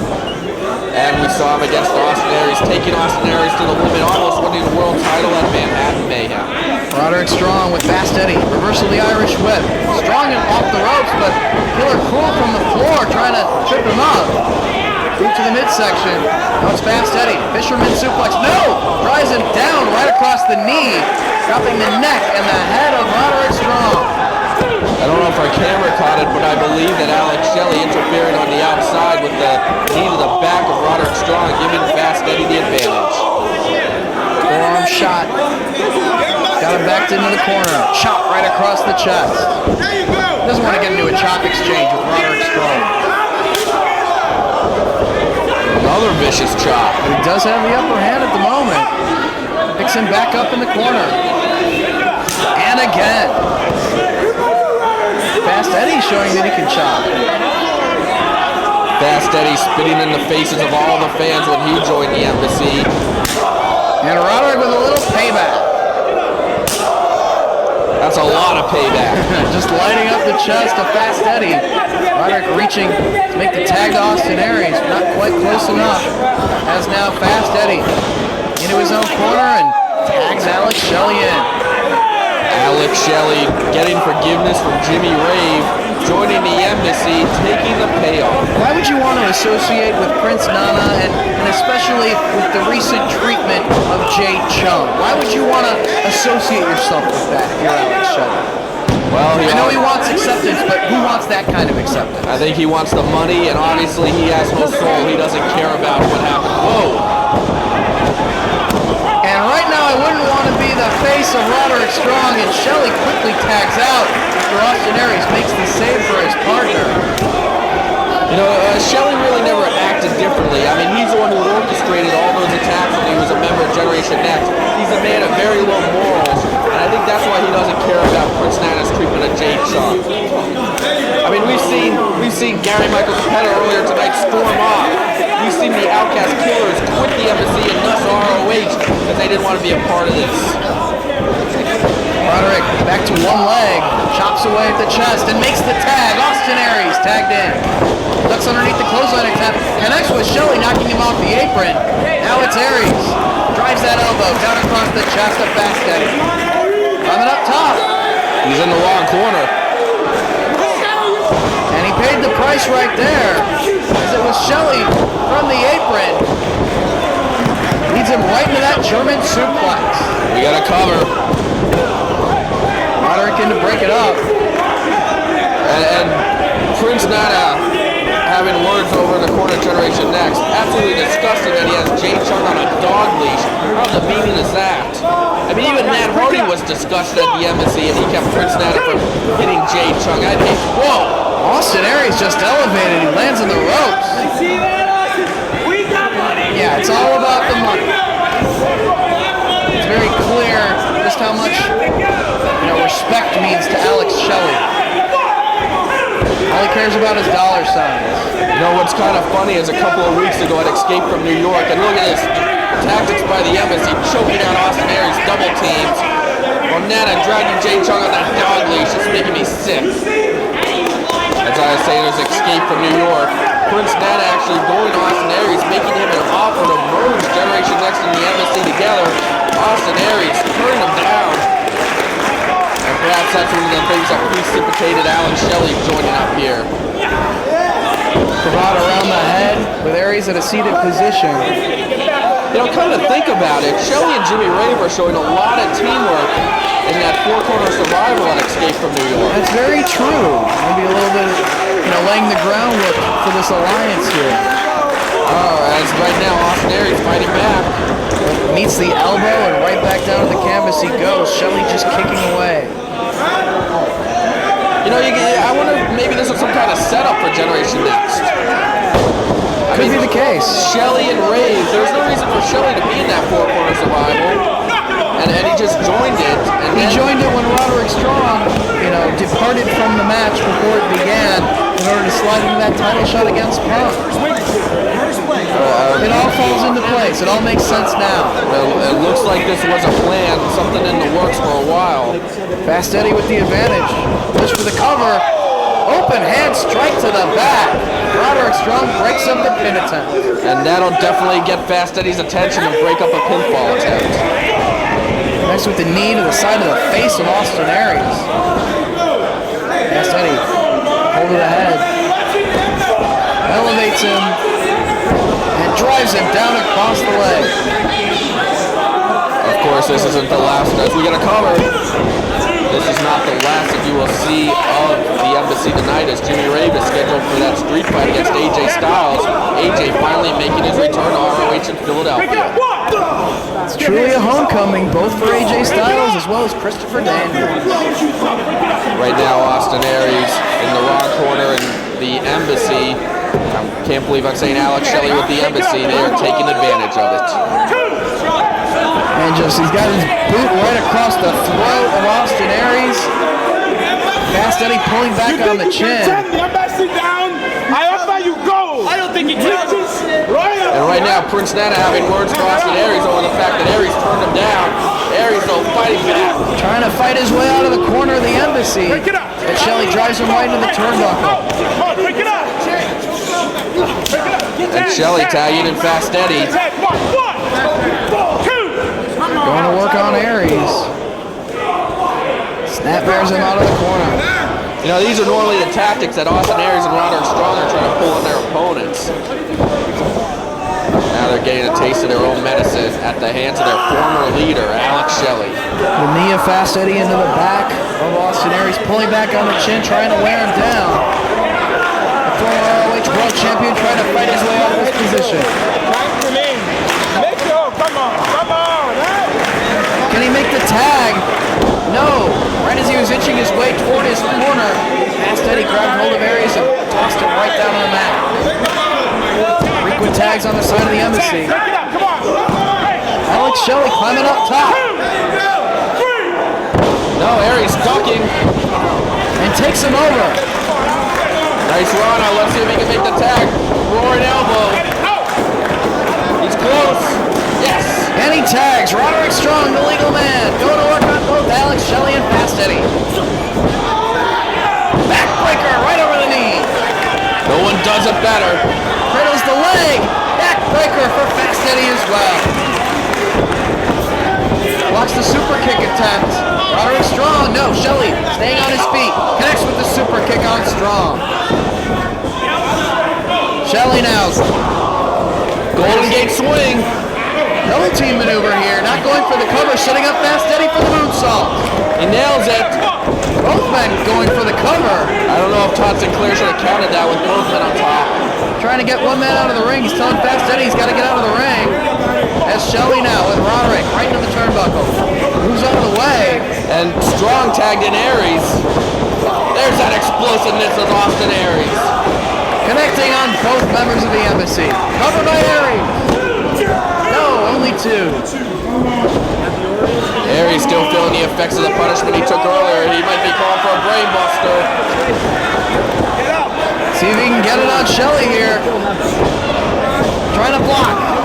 Fast Eddie with the forearm to the back. Roderick sends Fast Eddie to the floor. Going for shell shock. But Roderick connects with the big boot. Backbreaker. Aries is going up 450 time. And he connects. No, Fast Eddie breaks it up. Roderick with Fast Eddie. Sent to the ropes. Killer Cruel from the floor. Pulls Fast Eddie to the floor to make the save. But Roderick dives and takes them both down. That'll neutralize the Killer Cruel. And what's Jimmy Rave doing? With the steel chair across the back of Aries. The referee not seeing any of this. Aries has the chair. No running knee. Chair right to the face. Aries is out. Jimmy Rave slides to the floor. And the Embassy gets the victory. Give the assist to Jimmy Rave. Alex Shelley getting a small measure of revenge, finally pinning Austin Aries. Pinning Austin Aries, but with help from Jimmy Rave, who's now putting the boots. Oh, come on. And they're attacking Generation Next. It was enough for them to win the match. They're trying to lay him out. They're trying to injure him. The Embassy just putting the boots to Aries. I hear some familiar music.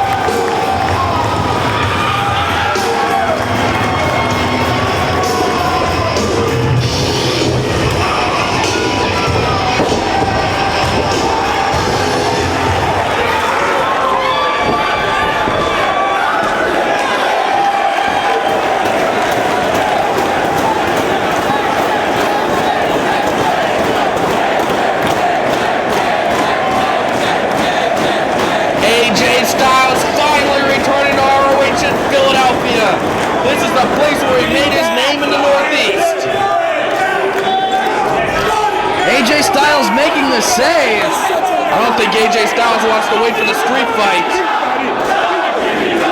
It looks like AJ Styles wants the street fight right here and right now. Shut up! Focus on him! Focus! Jimmy Rave hesitant to get in the ring. I don't blame him. AJ's ready for it now. So many memories of AJ Styles in Philadelphia. The first match he ever had against Loki, making him a star in one night at a night of appreciation. Just the third ever ROH show. And the fans are so happy to have him back. Whoever forget Road to the title against Christopher Daniels.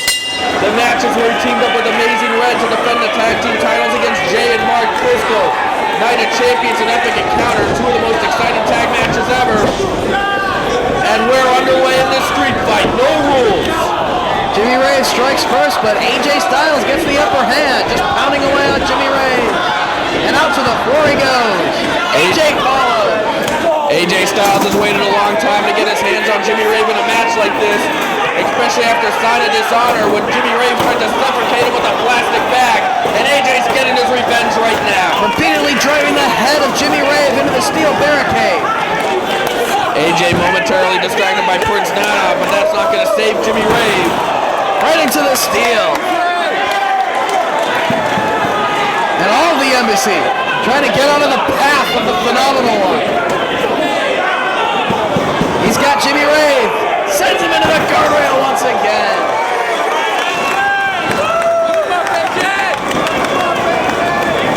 Jimmy Rave just spitting in the face of his mentor, stealing his trademark maneuver, renaming it the Rave Clash.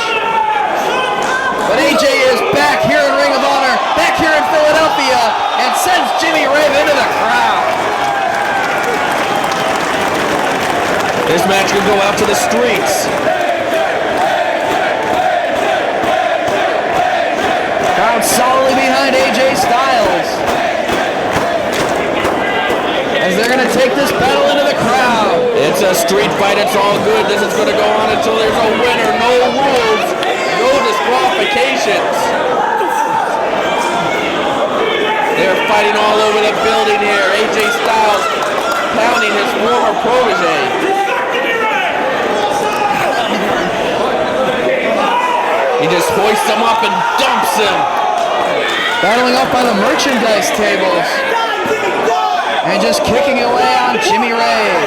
Third anniversary celebration part 2. AJ Styles returned for one night only. And he lost to Jimmy Rave after Rave sprayed him in the eyes with that air freshener that the embassy used to use. A cheap victory in that matchup. And of course, the street fight, anything does go. I wonder if this might be a bad thing for AJ Styles, because if anything goes, that means that any members of the embassy could get involved in the match on Jimmy Rave's behalf, and there's nothing the referee can do about it. Jimmy Rave now coming back on AJ. Trying to put on the brakes, and he just spears Jimmy Rave to the concrete floor. AJ Styles getting that retribution he's waited so long for. He had to watch Jimmy Rave for months use the Styles Clash and name it the Rave Clash. Basically spitting in the face of all the lessons that AJ Styles taught him. AJ pulling him back up. And sends him face first into one of the chairs. These two going all over the building. Nothing is off limits. Styles standing on the chair. What Both men standing on chairs. Styles hooking Rave. What could he have in mind? Rave trying to block. Oh, this is very bad for both men. Shots to the ribcage of Styles. DDT. AJ got the worst of that one. Jimmy Rave finally getting some offense, and that's a definite momentum changer. Of course, the finish can only happen in the ring. Pinfalls and submissions only in the ring. Right now, what you're seeing on the floor is just about a fight. Series of headbutts from Jimmy Rave connect with AJ Styles. Rave comes charging and clotheslines him over the barricade. Both men working their way back toward the ring.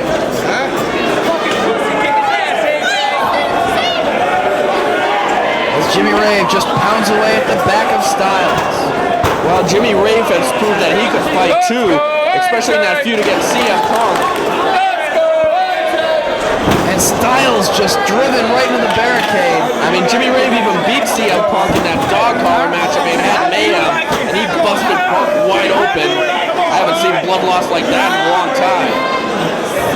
And don't forget that steel cage match that Jimmy Rave was involved in against CM Punk had Nowhere to Run. A legendary cage match. So Jimmy Rave is a tough individual. He can't put up the fight, and he's showing that to AJ right now. It's almost as if Prince Nana and the Embassy have given him the confidence that he needed for his ROH career. You know, he's gained the most success, I hate to say it, since his alignment with the Embassy. Well, it helps when you have somebody spraying stuff in people's eyes and interference and everything else that the Embassy does. Again, just driving AJ Styles into the steel. Close fist shot, but hey, anything goes. The tape fist of Jimmy Rave. He's dressed for the fight. Prince Nana with the instructions for Jimmy Rave, just choking away on Styles.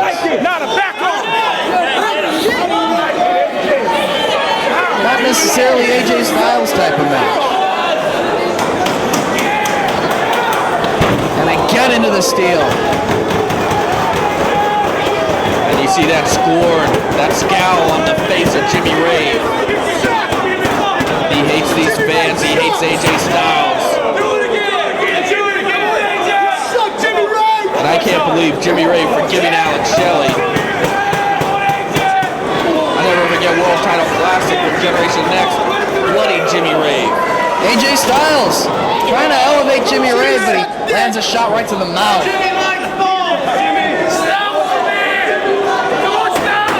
Rave with Styles, pitches him back inside the ring. There's no telling what Jimmy Rave will pull out. Could it be the shoelace again? Steel chair. It was a series of chair shots that earned him the victory against CM Punk in that dog collar match. Absolutely ruthless with those chair shots, and he might do it again. No, AJ Styles boots him in the midsection. Rave drops the chair. Pounding away on Jimmy Rave as the chair lays in the center of the ring. Oh, that'll cut a man off. And Rave lost his footing, running knee strike from Rave. No, he gets his shoulder out. Todd Sinclair with just a 2 count. AJ Styles losing his footing on that chair set up Jimmy Rave perfectly with a knee strike that can't put Styles away. Crowd encouraging AJ Styles to fight back. He could be going for that Rave clash.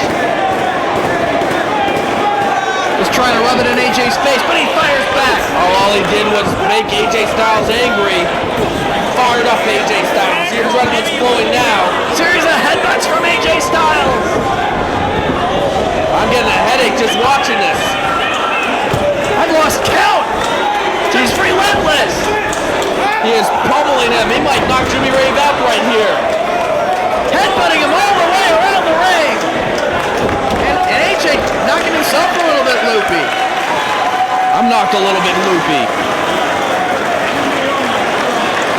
This huge crowd here in Philadelphia showing their appreciation for AJ Styles, and Jimmy Rave is busted open. The headbutts of AJ Styles taking its toll on Jimmy Rave. The blood flows down the face. Styles just working over that cut. He's trying to split the cut open more with his fist. Simple and effective. AJ Styles like a shark of blood. He wants to see Jimmy Rave bleed more. And Prince Nana just manhandling Jay Chung again at ringside. I wish he would just break away already. I can't believe she puts up with that kind of abuse. The kind of humiliation. Both been out on the apron now. And it looks AJ has his eye on that table. He's trying to rush a leg sweep him on the table.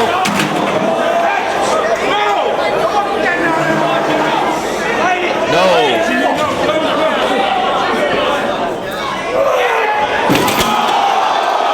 Dangerous! Belly to back suplex through the table. Both men go crashing through.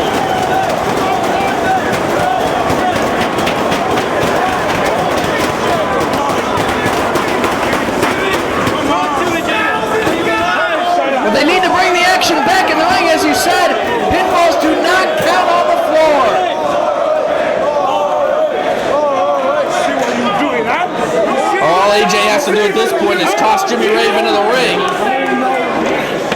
You know, AJ Styles, the satisfaction that it would have just to hit that Styles Clash on Rave before going for the pinfall. Both men took a lot of damage there, but Jimmy Rave suffered more. You know AJ Styles, he wants to hit that Styles Clash.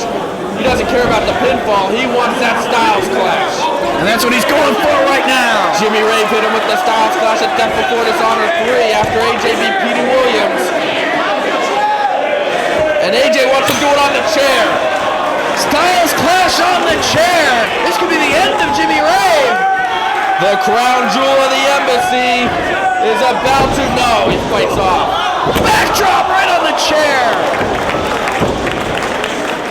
Jimmy Rave able to counter on the Styles Clash attempt.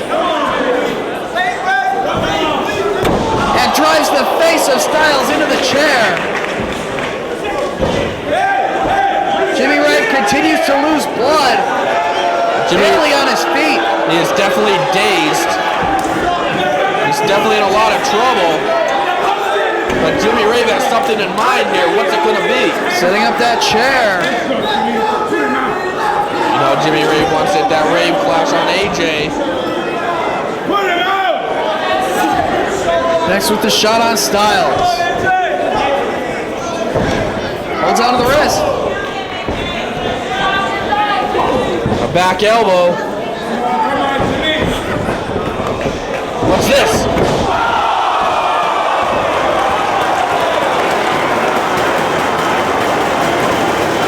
A brainbuster on the chair. That could snap a man's neck. In comes Killer Cruel. And AJ neutralizes him. Fast Eddie as well. Here comes the cavalry. The Embassy trying to play the numbers game. They always do.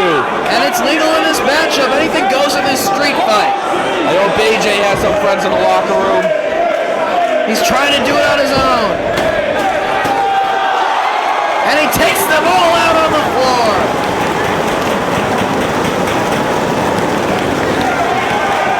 Well, that'll even the odds real quick. It's back to one-on-one. Jimmy Rave and AJ Styles. Jay Chung in the ring. She's broken free.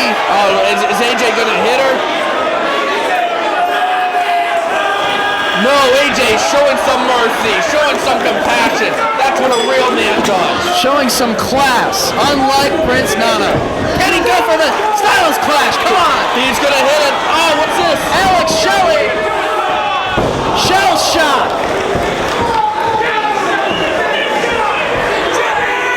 Alex Shelley's pinned a lot of people with shell shock.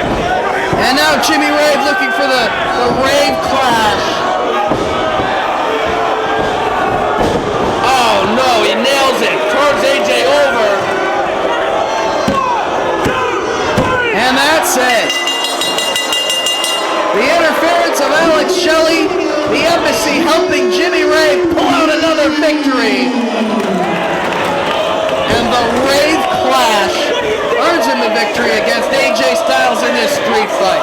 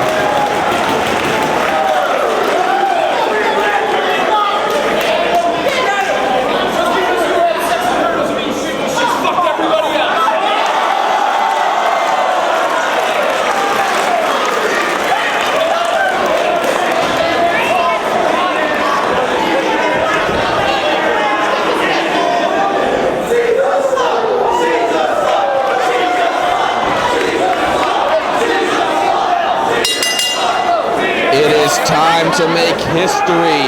The match we've waited 2 years to see.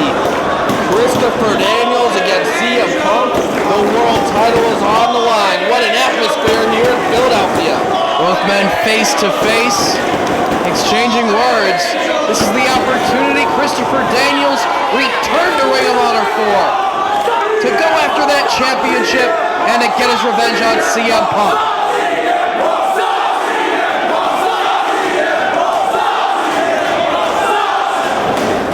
This crowd definitely pro-Daniels, anti-Punk.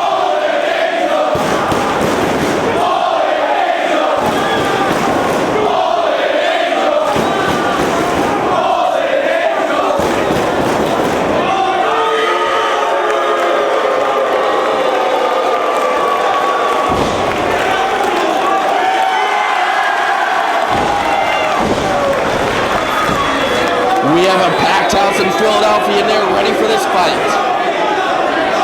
CM Punk is determined to walk away from this show tonight, which he has termed his final show for Ring of Honor. But haven't the past several been his final show?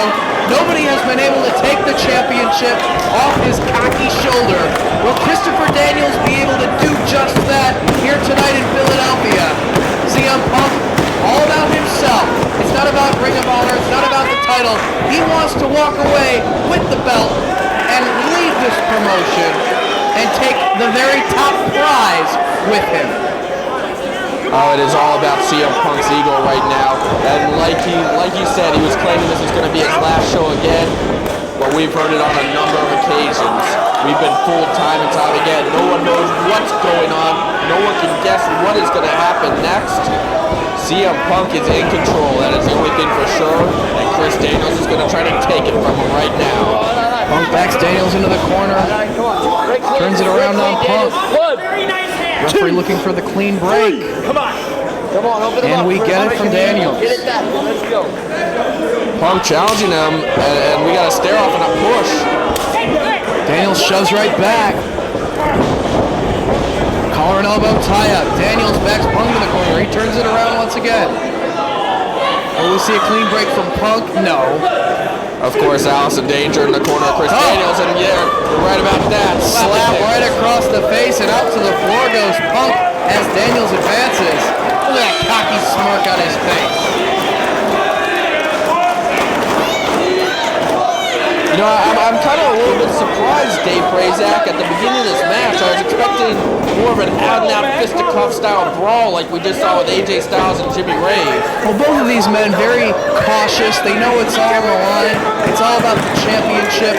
Punk wants to do exactly what he's been claiming all along and walk away from Philadelphia tonight still champion and walk out of this promotion. At the very same time, Daniels knows this is the opportunity he has waited, 16 months for, to come back to Ring of Honor and win that championship. Well, both men are very cunning. They're both expert at mind games. And I think that they're trying to psych the other out, maybe waiting for the other to make a mistake as we see some good back and forth chain wrestling here. Punk on top, just slapping the back of the head and walking over Christopher Daniels, and again, back out to the floor. And there are those psychological games right there.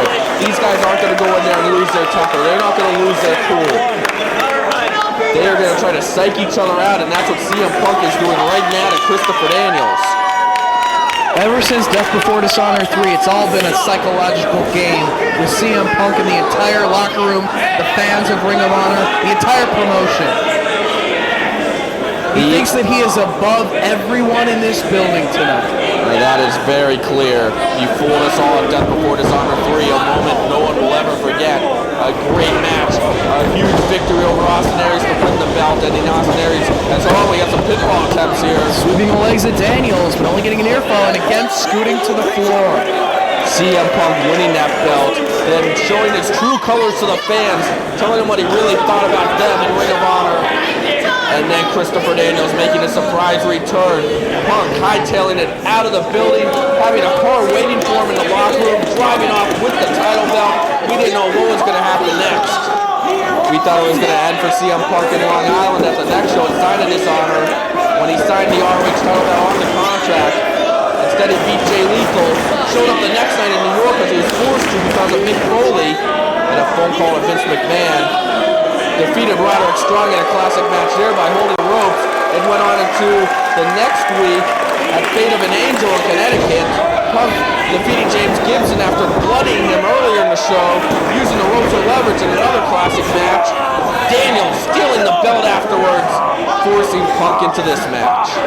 Yeah, CM Punk has been able to scoot away from each title defense, still holding on to that title, but by shady means, by holding on to the ropes. He hasn't been able to do it clean, and he doesn't really care. As long as he still has that belt, he is confident. And it's all ego. That's what keeps driving him to return to ROH. All ego. Shoulder tackle from Punk. Steps over the body of Christopher Daniels. Going for the leapfrog. Punk puts on the brakes. And a smack right across the face. Drop toe hold from Daniels. And a little payback. Slaps upside the head of Punk. And to get up to the floor this time. But he's retreating from the onslaught of Daniels. Now it's Daniels getting one up on the mind games. The psychological advantage. What a great crowd we have. They're firmly behind Christopher Daniels. Much like they were firmly behind Roderick Strong, firmly behind Jay Lethal, firmly behind James Gibson, anyone who has tried to take the title off of the waist of CM Punk. You know, these two might hate each other, and they do, but they are also being cautious with each other because they know the world title's on the line. Punk wants to leave with the belt. He wants to leave as champion. Christopher Daniels, many say it was his destiny back in 2003, if you remember that, to become ROH World Champion one day. Punk holding onto the hammerlock. Brings Daniels down to the canvas, chest first. Of course, this also marks Christopher Daniels' homecoming to Ring of Honor in Philadelphia. Philadelphia was where Ring of Honor was born, and Christopher Daniels is one of the founding fathers that made this promotion, starting at the very first show that three-way on the Era of Honor begins, with Low-Ki and Bryan Danielson. Of course, Round Robin Challenge, the very second show, Daniels a main part of that. Daniels part of the four-way, crowning the champion, the 1 hour match there to determine the first ROH champion, almost winning the belt on that one. See, winning the championship would actually mean something to Christopher Daniels. He would look at it as an accomplishment, and it would be a good thing for him to represent Ring of Honor as the top wrestler. Whereas with CM Punk, when he finally achieved the title, it was all about satisfying his ego. He doesn't care about ROH. He doesn't care about the rest of the locker room. It's all about advancing his career. Christopher Daniels sent to the ropes, shoulder tackle. Down goes Punk. It's got him. Earfall right there for Daniels. Both men back to their feet. Arm drag from Daniels, holding onto the arm. Daniels once again cool, collective, and setting the pace. The issue between CM Punk and Christopher Daniels actually goes all the way back to May 31st, 2003. The first Do or Die, which happened to be right here in Philadelphia. They were part of that four-corner survival that included Jimmy Rave and Frankie Kazarian. A lot of mind games in that one. It continued at Wrestle Rave when Daniels teamed with Raven against Punk and Cabana in that Bloodbath Tag Team match. And then it took several months, and we saw CM Punk suffer the loss of his girlfriend, Lucy, attacked. We later found out it was Daniels that orchestrated the attack. Another shoulder tackle. Daniels off the ropes, cartwheel. Right to another arm drag. And again, Daniels in front command has gotten the best of Punk on these exchanges the past minute or so. Again, getting the arm drag and holding onto the arm, keeping it barred. The Lucy attack and everything else led up to battle lines are drawn in January of 2004. The epic six-man war. And it had dire consequences, tragic consequences for Christopher Daniels and the Prophecy when CM Punk hit Christopher Daniels with a Pepsi plunge from the top rope through a table, knocking Daniels out of ROH. Punk able to get the head scissors to work his way out of that arm bar, putting pressure on the neck. And really wrenching up on that neck. As Allison Danger gets this crowd behind Christopher Daniels to fight his way out of this hole. They want the title change. This is a match they come to see. A lot of these fans in attendance at Death Before Dishonor 3 when Punk made a mockery out of them. Punk doing a real effective job twisting the neck around to Christopher Daniels, trying to whiplash it. always said that CM Punk is a master of the headlock, knows how to put it to use very effectively. We saw that in the series against Samoa Joe, and he's doing damage to the neck and the head of Christopher Daniels with his head scissors. Trying to work his way out of it is Daniels. Turns it around on Punk and has the legs tied up. And goes to the headlock himself. Once again, we're seeing both men keeping their cool, not losing their tempers, not letting hatred get in the way of the world title. Christopher Daniels once again dictating the pace. Mike Keener, your referee, right on top of the action. A great official for a match this big. Trying to hold on to that side headlock. Punk sends Daniels off the ropes. That's Punk down with the shoulder tackle. Takes out the leg of Daniels. And Punk now grabbing hold of the headlock. He effectively utilized this hold against Samoa Joe to wear the big man down. And this once again is about setting the pace, showing who is in control. And Punk has firmly believed for the past month or so that he is in control of the championship, in control of the future of Ring of Honor. Well, you know, he is. I mean, nobody knows what is going to happen next. And hopefully this really is Punk's last night. And hopefully Christopher Daniels will win that title and get it away from Punk. Because could you imagine what would happen if Punk left with the world title? That's exactly what he wants to do. And if it's not Christopher Daniels, it's anyone in that locker room that wants to take that belt off Punk. Backslide.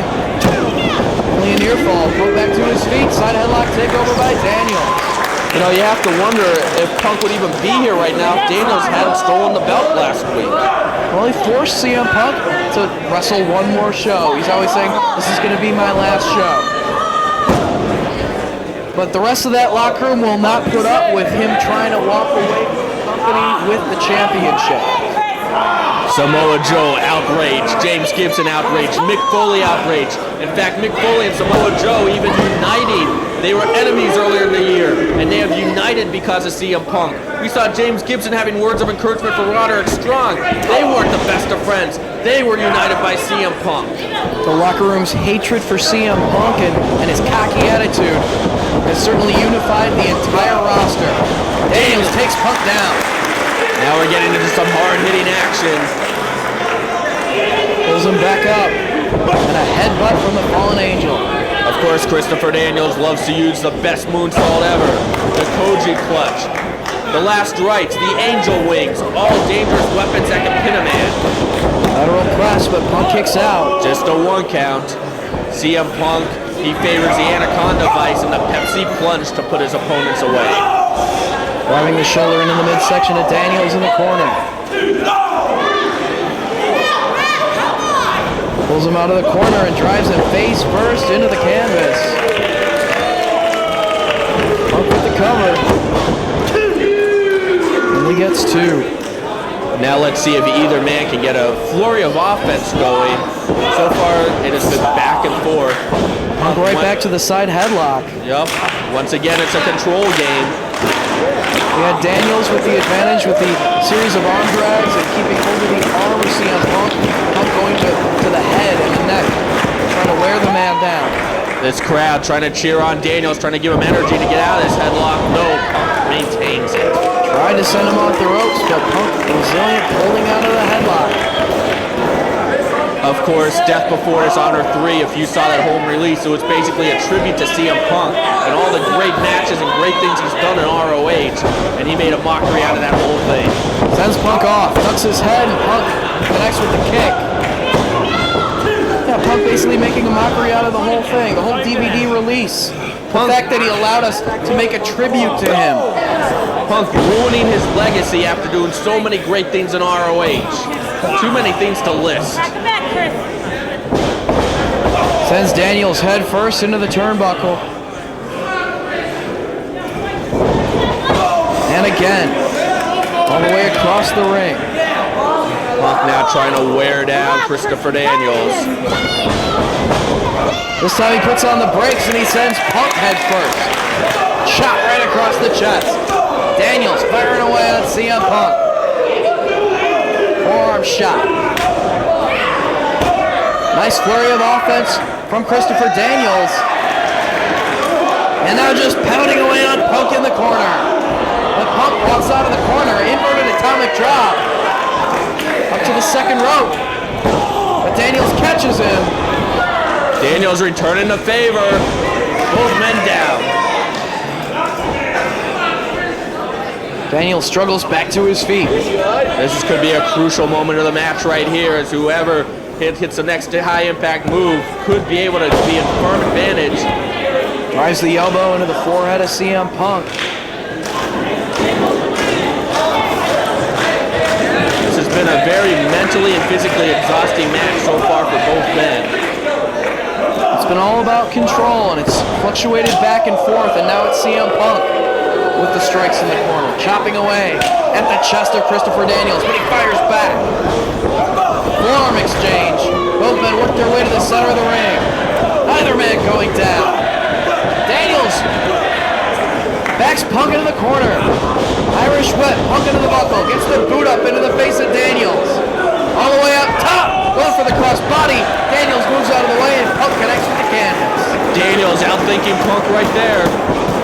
Neck breaker. Cover.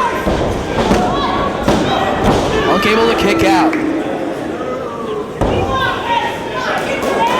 This is all about the world title. Both men with their eyes set on it.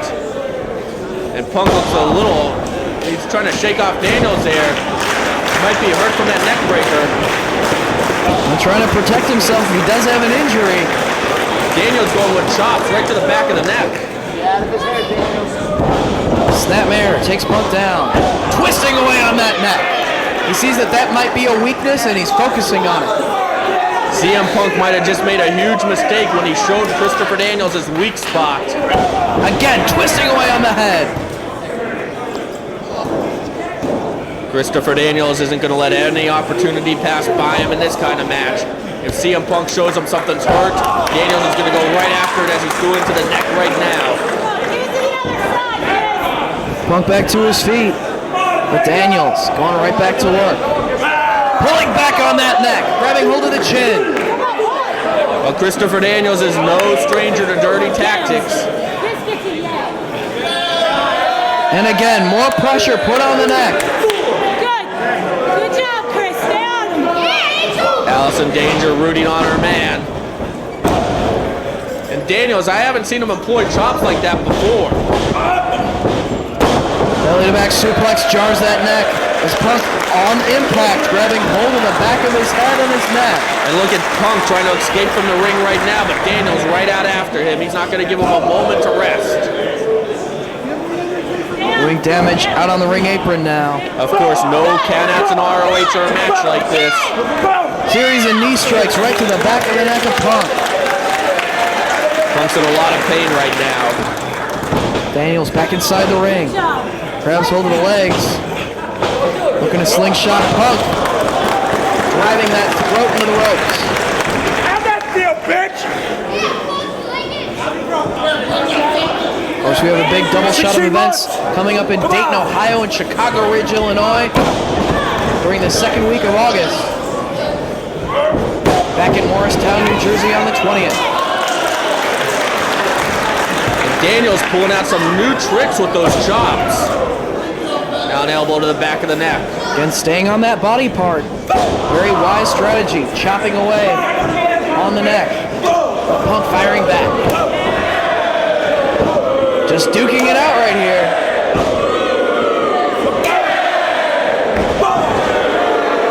Shades of New Jersey with the yays and the boos, but this time Punk on the boo end. Back body drop from Daniels. Cover. No, Punk able to kick out. Let's see if Daniels is able to stay on that neck. That seems to be the key point in this match so far. Grabs hold of the head. Vertical suplex, jarring that neck once again. Daniels definitely with the advantage when it comes to high impact moves so far, as there's an Arabian press. Right into a crossface, pulling back. pressure on the neck. Really pulling back on that neck, but he's very close to the ropes. See if Punk realizes where he's at. He's reaching for the ropes. You can't really see how close he is. Let's see what kind of ring presence Punk has. And he makes the ropes. All on instinct as his vision was blocked. And rolls to the floor. Trying to buy himself some time and shake out that neck. But Daniels staying right on the man. You know that Punk won't be able to live with himself if he loses to Christopher Daniels.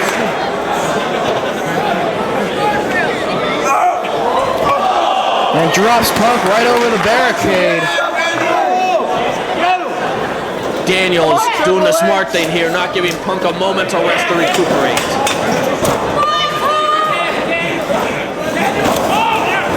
Everything Christopher Daniels is doing now is geared towards jarring the back of the neck, causing the pain to shoot in the back of the neck, weakening the neck. Into the steel barricade, head and neck first.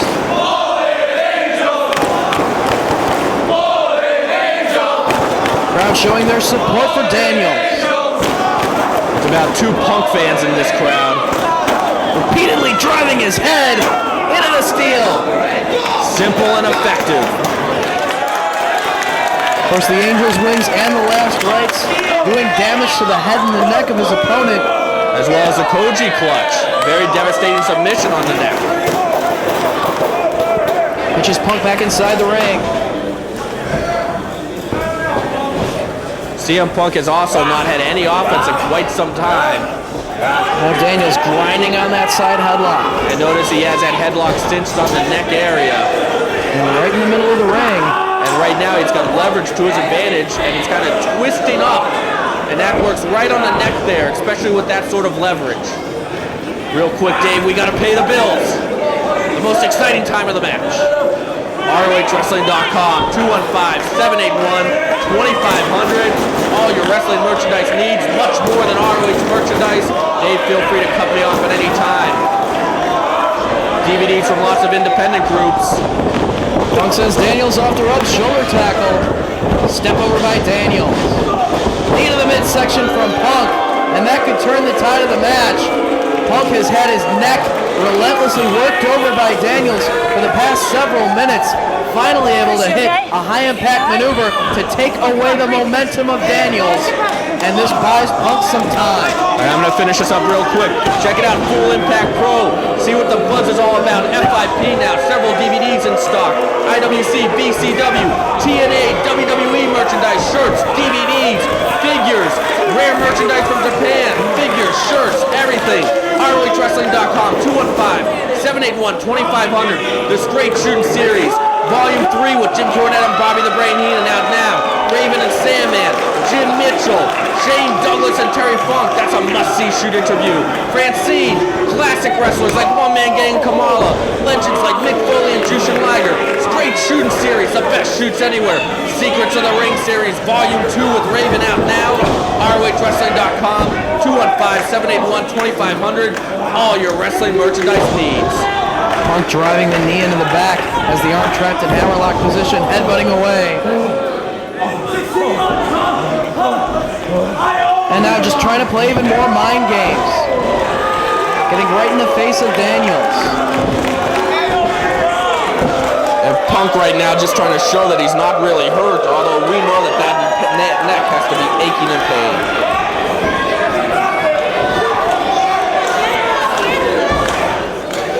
Pulls Daniels up. And now he's tied up in the ropes. He's just grinding that knee into the midsection of Daniels while pulling up on the head, adding extra pressure. Punk trying to act like he's hurt, but we know better. I mean, for several minutes, Christopher Daniels working over that neck, and that is certainly the weakness on Punk, whether he'd like to show it or not. Punk with a stiff kick to the back. Now a hard punch to the forehead. Going for that cover. Lackadaisical cover right there. Daniels able to get his shoulder up. Punk with the body scissors, wrapping his legs around the midsection of Daniels, trying to wear the man down, make it hard for him to breathe, and keep him down on the canvas. And Punk also taunting Alice in danger at the same time. He's saying it's a piece of cake. I don't think so. Daniels had his shoulders down for a near fall right there. Sits up to prevent himself from being pinned. Daniels trying to elbow his way out of it now. Let's see if Punk lets go of the hold. What does Daniels have left? No. Able to keep the body scissors applied on Daniels.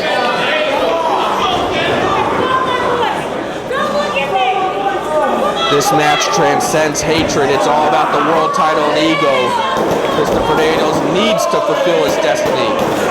Punk with words for danger. Punk's ego makes him strive, makes him want to leave ROH as world champion in what could possibly be his last night, or so he claims. Daniels trying to work his way out of this hold.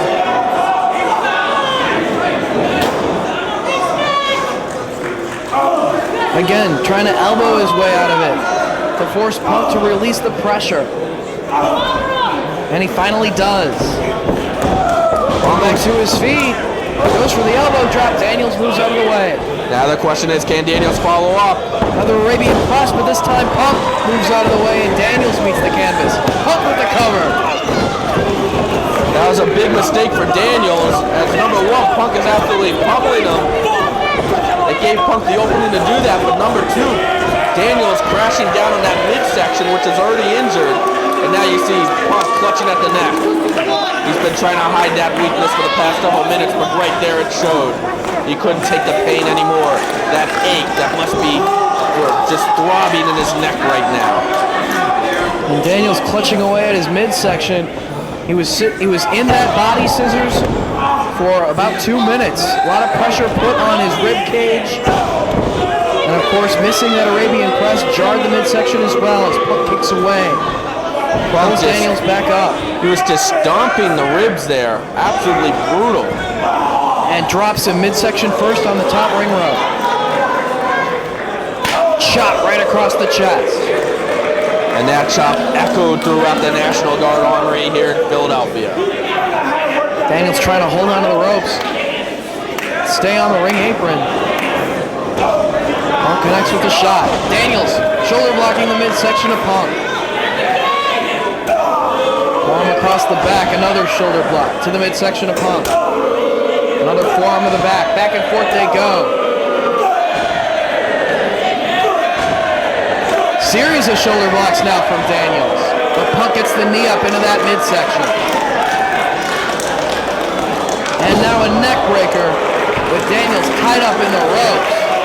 Snapping the neck of Daniels down into the canvas. Daniels with those shoulder blocks might have got caught up in the heat of the moment there as he went to the well one time too many, perhaps being viewed by the yays of the fans.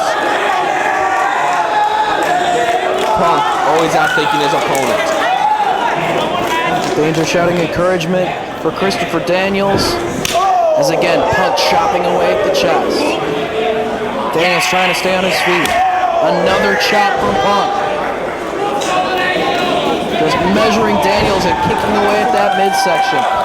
As much as Punk's neck is the weakness on his body part, the midsection of Daniels, now the weakness that Punk can go after. And Punk is certainly not above choking out Christopher Daniels for as long as Mike Keener will let him. Of course, CM Punk and Christopher Daniels do have a very personal issue that CM Punk talked about at the beginning of Sign of Dishonor. And now the fans trying to rally behind Daniels. Punk even urging him to fight on. More mind games from CM Punk. Just stomping away at the head every time Daniels tries to get up off the canvas. Punk kicks him right back down. Lateral press. Now Daniels able to kick out. What Punk is doing there is number one, seeing if he can get a quick victory on Christopher Daniels, and number two, making Daniels exert energy by kicking out. But Daniels still fighting, connects with the forearm strike. Punk fires back. Daniels dishes it right back out. Another forearm from Punk. Daniels with another. Neither man with the advantage. Both men staying on their feet.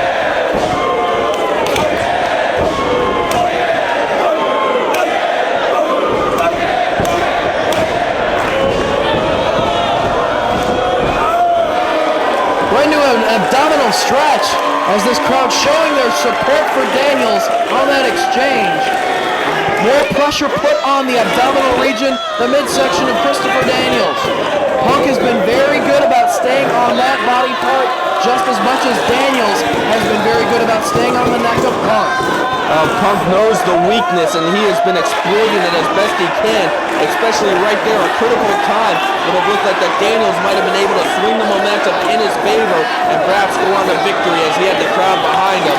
Punk not only cutting off Daniels here, but cutting off the crowd. Punk trying to give Daniels a burst of energy here to fight his way out of the abdominal stretch. We are over 30 minutes into this match right now. Who has the most endurance, who has the better conditioning, as Daniels fighting out of the abdominal stretch. Trying to hip toss his way out of it, can't get him over. Connects with several jabs. Off the ropes comes Daniels. Punk going for the abdominal stretch again, no! Daniels gets it on Punk. And now look away, he's got those hands hooked around the neck of Punk, wrenching the neck of CM Punk. Punk hip tosses Daniels. Roll up. Only two. Both went back to their feet into the midsection. As soon as he saw that opening, Punk took advantage and went right back to work on the midsection of Daniels. But look at Punk there clutching the back of his neck. And right now, since we are over 30 minutes into a grueling match here, both men with distinct weak points, this match could end at any moment. We've seen in the past that CM Punk can go the distance. CM Punk can last upwards of 60 minutes in a wrestling ring. We know that Christopher Daniels can do the very same thing. CM Punk, of course, we saw him take Samoa Joe to the limit on 2 occasions. World Title Classic in the 5-star match at Joe vs. Punk 2 cover. Daniels kicks out. And now I think it's going to be a matter of who hits one of their finishing moves first. That's a pretty obvious statement though, Dave. Yeah. Going for the abdominal stretch once again, and Punk cinches it in. Now Punk also clasping the hands, giving Daniels a little payback for that neck vice before, now focusing right back on the abdominal muscles. If the match comes down to endurance, you look at the ROH roster, 2 of the wrestlers that you might put at the top of the list are Daniels and Punk when it comes to being in the top physical form to be in the ring and last during a lengthy battle, as we're seeing here. We are seeing a test of ego here, a test of will, a test of conditioning, as Daniels now trying to elbow his way out of this painful hold. Can't hip toss his way out of it. Monkey flip by Punk. Daniels landing on his feet. Catches Punk and drives him down face first to the canvas. Both men are down. Most importantly, this is buying Daniels some time to recuperate. Allison Danger right there with more encouragement. Will the Prophecy finally get control of the world title? Daniels came back to Ring of Honor for 2 reasons. To get his revenge on CM Punk and to finally hold the ROH World title.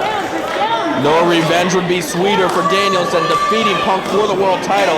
He knows what that would do to Punk mentally as he fights back with those clotheslines and a forearm. Another clothesline takes Punk down. Daniels getting a burst of energy. Punk reverses the Irish Whip.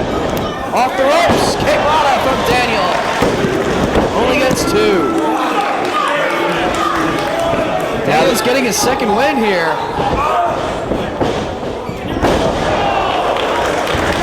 Cover. No, only 2. And at this point in the match, it's not about the last move you hit. It's about what's the next move that you're going to be able to hit. Are you going to be able to soften up your opponent enough to go for one of your finishing maneuvers? Can you keep the momentum going? Daniels is trying to do just that right now by pummeling CM Punk.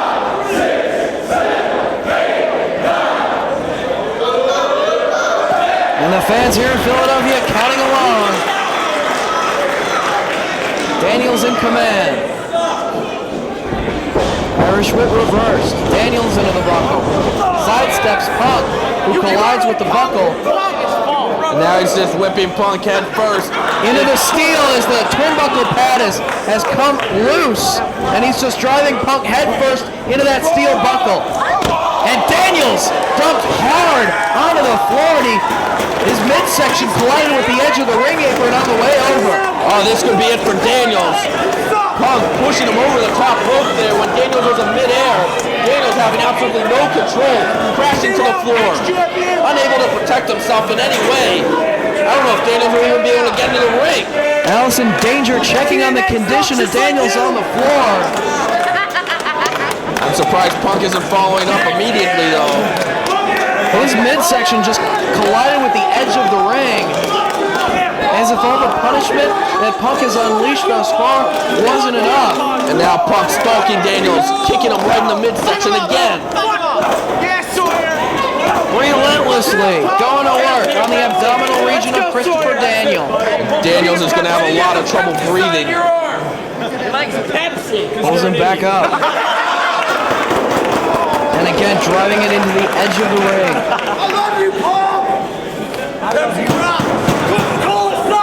And now into the steel barricade. There's no giving that cold hard steel. Punk now to the back of the rib cage. Forearm across the chest, pounding away on Daniels.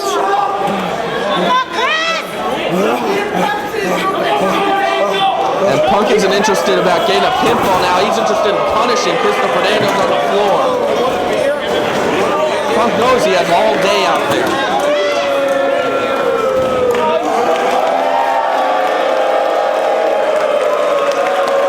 And Punk just satisfying his own ego right now. There it is again. Gazing out at the fans here in Philadelphia as he stands over a fallen Christopher Daniels.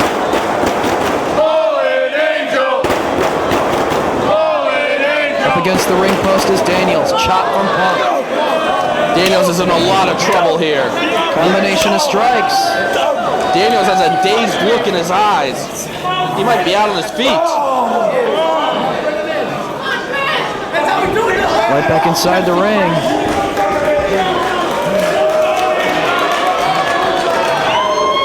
I'm surprised Punk isn't quicker in following up right now as he's getting very methodical. A 60-minute time limit in this match. Maybe Punk is trying to wait out the clock. Punk methodical and very cocky and very full of himself. He truly believes that he is above everyone and everything in this organization. And he's in command of the match at the moment. Elevates him and drives the knee into the midsection once again. Back senton down across the midsection. A new trick out of Punk. But Daniels kicks out. Gets a 2 count. More impact on the ribs. More exertion from Christopher Daniels to kick out. Kicking away at the back. A hard kick, a punishing kick. A kick that had to rattle up and down the spine of Christopher Daniels into the rib cage. But he's firing back. Shots of the midsection of Punk. Daniels has to be thinking about battle lines are drawn right now. He has to get some anger going, use it for adrenaline. And he's getting that adrenaline burst. Big boot off the ropes from Punk. Look at that cover. I don't see how CM Punk can expect to pin Christopher Daniels with a cover like that. Crowd trying to give Daniels some more energy here. He's trying to absorb each of those blows from Punk and keep fighting, but that running boot put him right back down.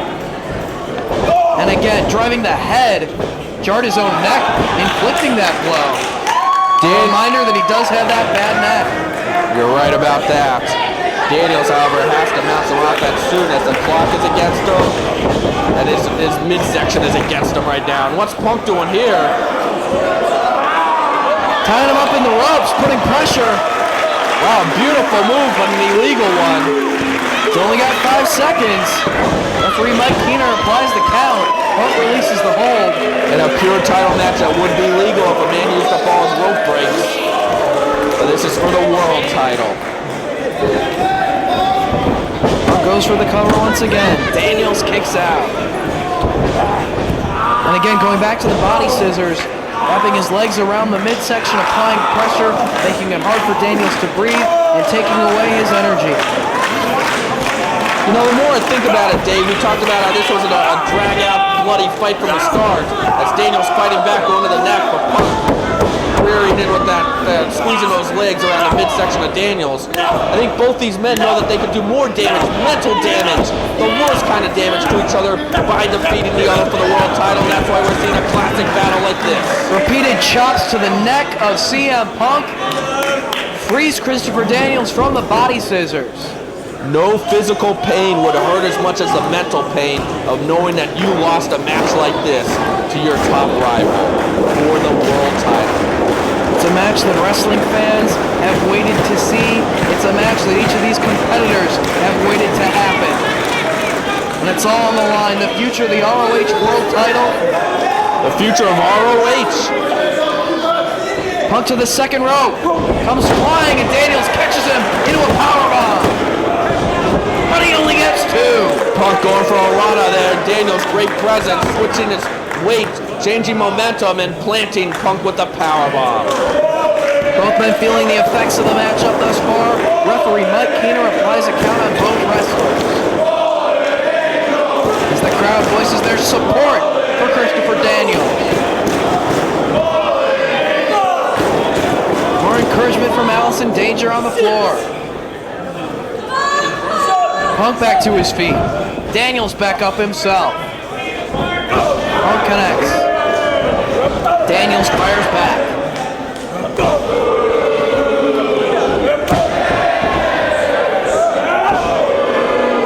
Crowd very vocal in their support of Daniels, giving him that energy to fire back and get a flurry on Punk, set to the ropes. Back body drop. Punk back up, gets met with the drop kick. Clothesline from Daniels. And this time, Daniels able to feed off the momentum that the crowd is giving him. Punching away at that midsection, STO from Daniels. Cover! No, he gets his shoulder up. Now let's see if Daniels can follow up. It is all about the follow-up. Can he set him up for last right, for Angel's Wings, for the Koji Clutch? Utilizing the best moonsault ever might not be in his best interest with that abdominal work by Punk for the last several minutes. A big palm strike. Here's the follow-up. Oh, look at Punk. He's got one leg tied around the ropes to prevent himself from being taken down with that maneuver. And with his other leg, he was kicking the midsection of Daniels with his heel. Can't connect with the swinging DDT, but he connects with the enziguri upside the head. Forward jar to the neck. A CM Punk cover. No, only two. Who will win this battle of pride, this battle of ego? Who will cause the other the mental pain, the intense, the suffering, the mental pain of being the one that lost this epic contest? Daniels looking to follow up here. Maybe looking for the Angel's Wings. He's got it cinched. No. Punk works his way out of it. Butterflies the arms. Welcome to Chicago. Right over the knee. Cover. Daniels kicks out. And that also was the knee to the back of the rib cage. Once again, the midsection. Even though Punk is hitting the back of the rib cage, that pain is going to fluctuate all over the torso of Christopher Daniels. Heel kick from Punk. Off the ropes he comes and spears him. More damage to the midsection. 2 count. Christopher Daniels digging deep, kicking out somehow. You can see Punk getting frustrated that he can't put Daniels away. And every time Punk gets frustrated, that adrenaline wears off and he feels that pain in his neck. Danger getting these fans behind Daniels. Both men exhausted, trying to fight to their feet. Punk contemplating his next move into the midsection. Staying on that body part. Everything Punk is doing is geared to that midsection. Arm in hammerlock position, going for the Pepsi twist. Daniels sends Punk into the ropes. Up on the shoulders, Duck Valley driver. All impact on the neck.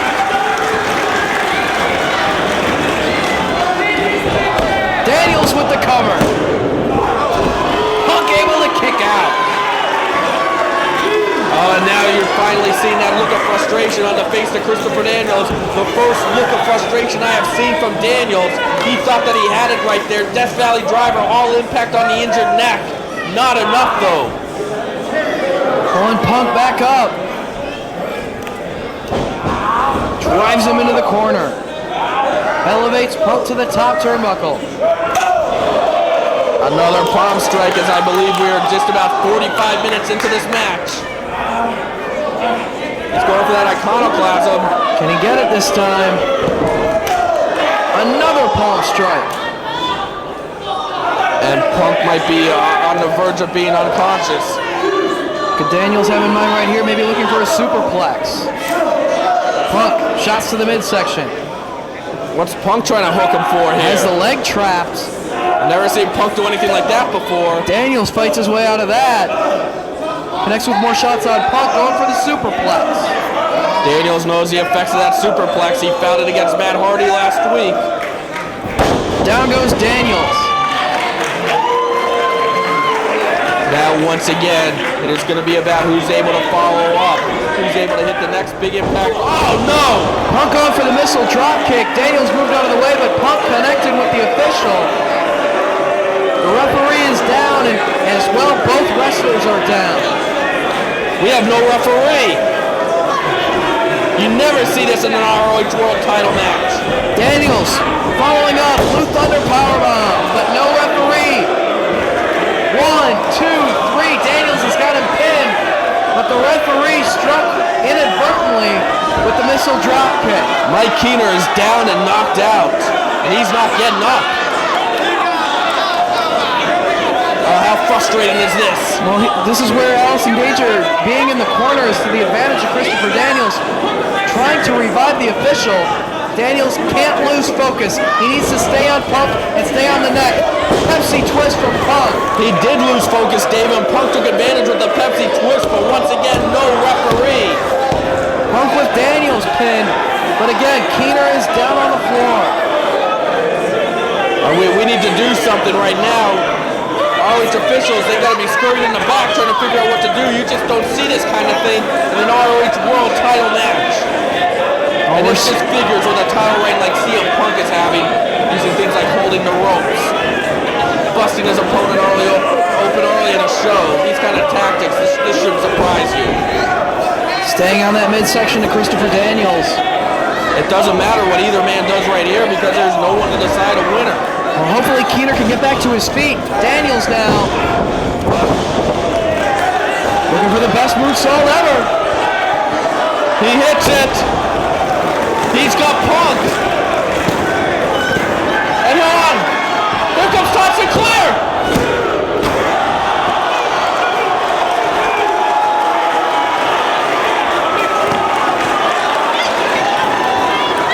Oh, Daniel's so close.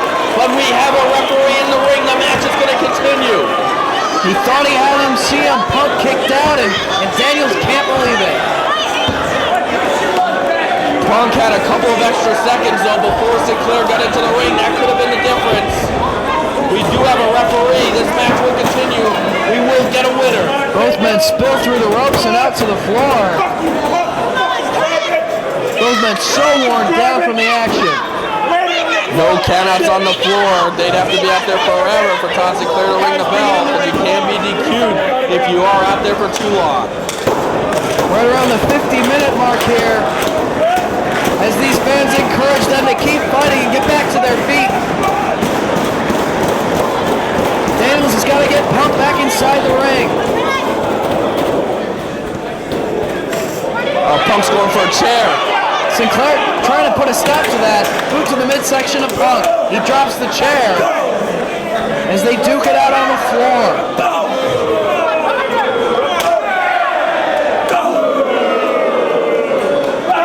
Forearm shot from Daniels. Punk fires back.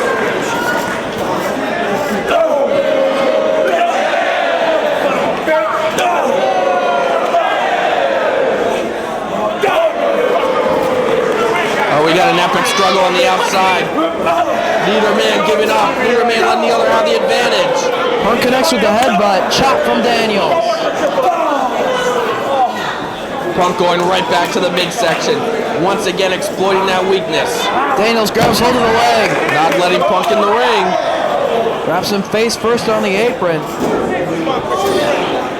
Daniels now climbing up. Both men on the ring apron. Daniels gets a shot across the back of Punk. And a headbutt. Daniels also focused on the neck there. So far, neither man able to get back inside the ropes, inside the ring. That's where you need to be to win this match. Back and forth they go. Both men trying to keep their balance on the apron. Punk may be going for the Pepsi twist off the apron, or excuse me, the Pepsi plunge. Daniels trying to fight it off. Headbutt. Maybe looking for the Angel's wings on the apron. Punk down to one knee, blocking it. Also using the ropes to his advantage there. These guys need to get in the ring, though, even if they are able to hit a move like that to the floor. Very dangerous territory here. It wouldn't lead to victory, though. It's Punk. Daniels taking advantage of it, not letting Punk get in that hold again. He's got Punk down. Daniels needs to capitalize, needs to follow up. Well, this is a tough match to call, Dave. We've been here for a long time. Daniels effectively utilizing headbutts. Takes Punk back down to the canvas. What a night it's been at the homecoming. AJ Styles, Christopher Daniels back. Christopher Daniels trying to deliver, give a happy ending to these Philadelphia fans. Punk connects with another shot. Daniels up top. Another headbutt. Punk up to the second turnbuckle. Looking for the superplex. All the way up top.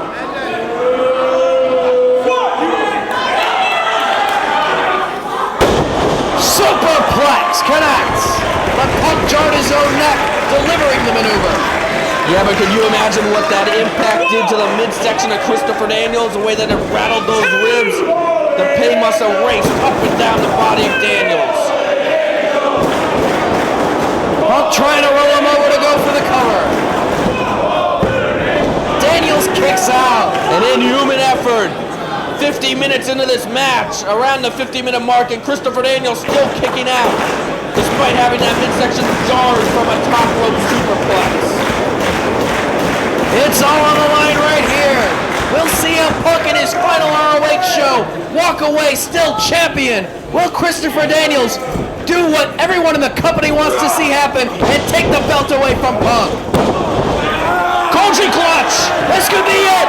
He's worked over that neck of CM Punk the entire match.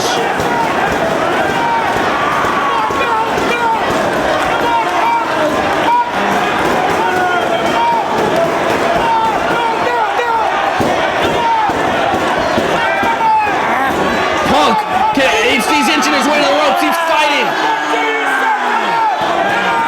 Come on, tap, tap.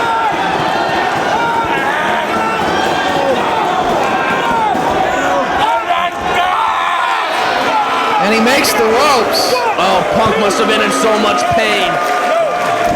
The agony. Punk survived it and reached the ropes.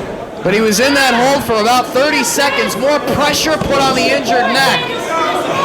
As you've been saying, the entire matchup, it's all about following up. It's all about capitalizing. Daniels needs to follow up in another maneuver to jar that neck. Daniels needs to do it for ROH. He needs to do it for the whole locker room, for the history of ROH, for the future of ROH. It's all in the hands of Christopher Daniels right now. More headbutts.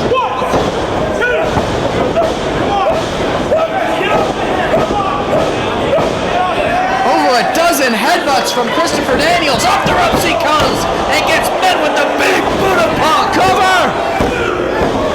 No, he gets his shoulder up. And Punk immediately grabbing hold of his neck. At this point in the match, any move could finish off either man. The pinfall or submission could come at any time. Punk now, he's trying to follow up. Pulls Daniels into the corner.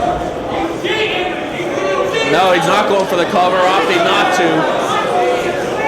What could Punk have in mind?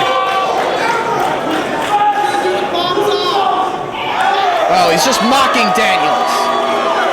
Split-legged moonsault. moonsault, but he gets the knees up into the midsection of Punk. I haven't seen that out of Punk in years. Well, 55 minutes plus deep into this matchup, he's got to pull out any tricks that he can to do exactly what he planned, to walk away from Philadelphia still with the title. Time limit, 5 minutes. And there's the 5-minute announcement from ring announcer Bobby Cruz. 55 minutes these two have battled. Cross-body all the way across the ring. Oh, only 2. So close. It could happen at any time, at any move. Both men exhausted. Both men's bodies screaming in pain. And Daniels, that adrenaline flowing through his body. This could be the final adrenaline rush for Christopher Daniels. Punk begging for mercy. Grabs hold of the legs. No! Feet on the ropes. It didn't work this time. A roll-up. He's got the tights. That didn't work either. Punk using all the desperate tactics he hit against Roderick Strong and James Gibson. Not working this time, though. Small package. No, only 2. Both men back up. Daniels surviving 3 times. Plants him again. Going for the moonsault once again. Nails it. But he can't follow up with an immediate cover. He jarred that midsection. Anaconda Vice.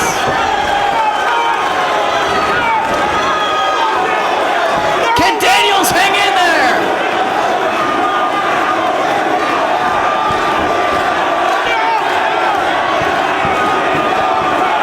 Really pulling back on the hold.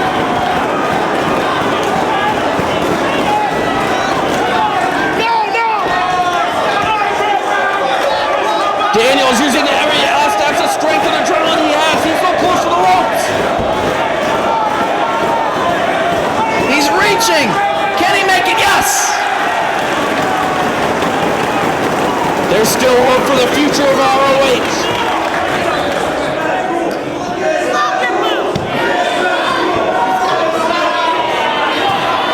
I'm exhausted calling this match. Can you imagine how both these men feel? Punk needs to follow up here. Pulls him into the center of the ring. He's going for the Anaconda. No! Crucifix pin attempt. Rolls all the way through, back into the Anaconda Vice. I think Daniels used up his last ounce of strength last time to escape the hold. Daniels trying to kick his way out of the hold. No, Daniels, he has nothing left. Not giving it up. This crowd here in Philadelphia encouraging Daniels to hang in there.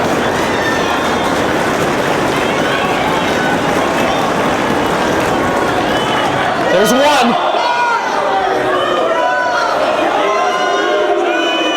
One more time and it's over. No!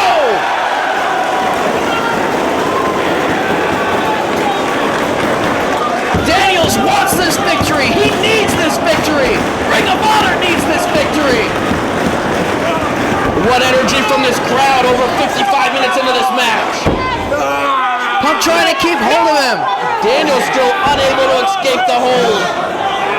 The Anaconda Vice still wrenched in. Valuable time is slipping away for the fallen angel. I think he's out now, Dave. That's it. Sinclair might stop this match at any moment. Daniels trying to stay conscious. Where's he getting it from? He's working his way back to his feet. Trying to break free. Back elbows to the neck. Takes Punk over. I believe I just heard the 1 minute announcement. Cover. Jackknife pin. No. Rolls him up. No. Both men back up. Daniels going for every pinfall combination. The backslide. No, Punk can't get him. He's trying to hook Angel's wings. Punk down on one knee, trying to block it. 30 seconds remaining. 30 seconds left. Oh no. Can't get it.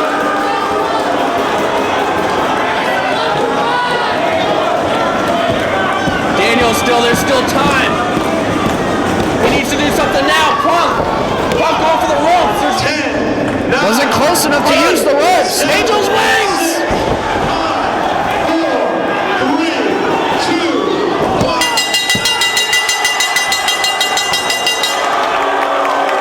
The clock expired on Daniels. Time expired for ROH.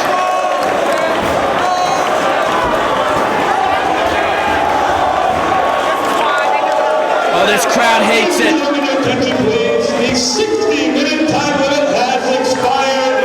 The official ruling is a draw. And there's your final announcement, the official's announcement. The match is a draw. Punk retains the title. Well, if Punk's goal was to make Christopher Daniels go the distance, to slow down the matchup, to be methodical and maintain control, Punk did exactly what he set out to do. He is still Ring of Honor World Champion on his last show for the company. For Dave Prazak, I'm Jimmy Bauer, and the future of the Ring of Honor World title is in jeopardy, and it's in a it's in that snake's hands right now.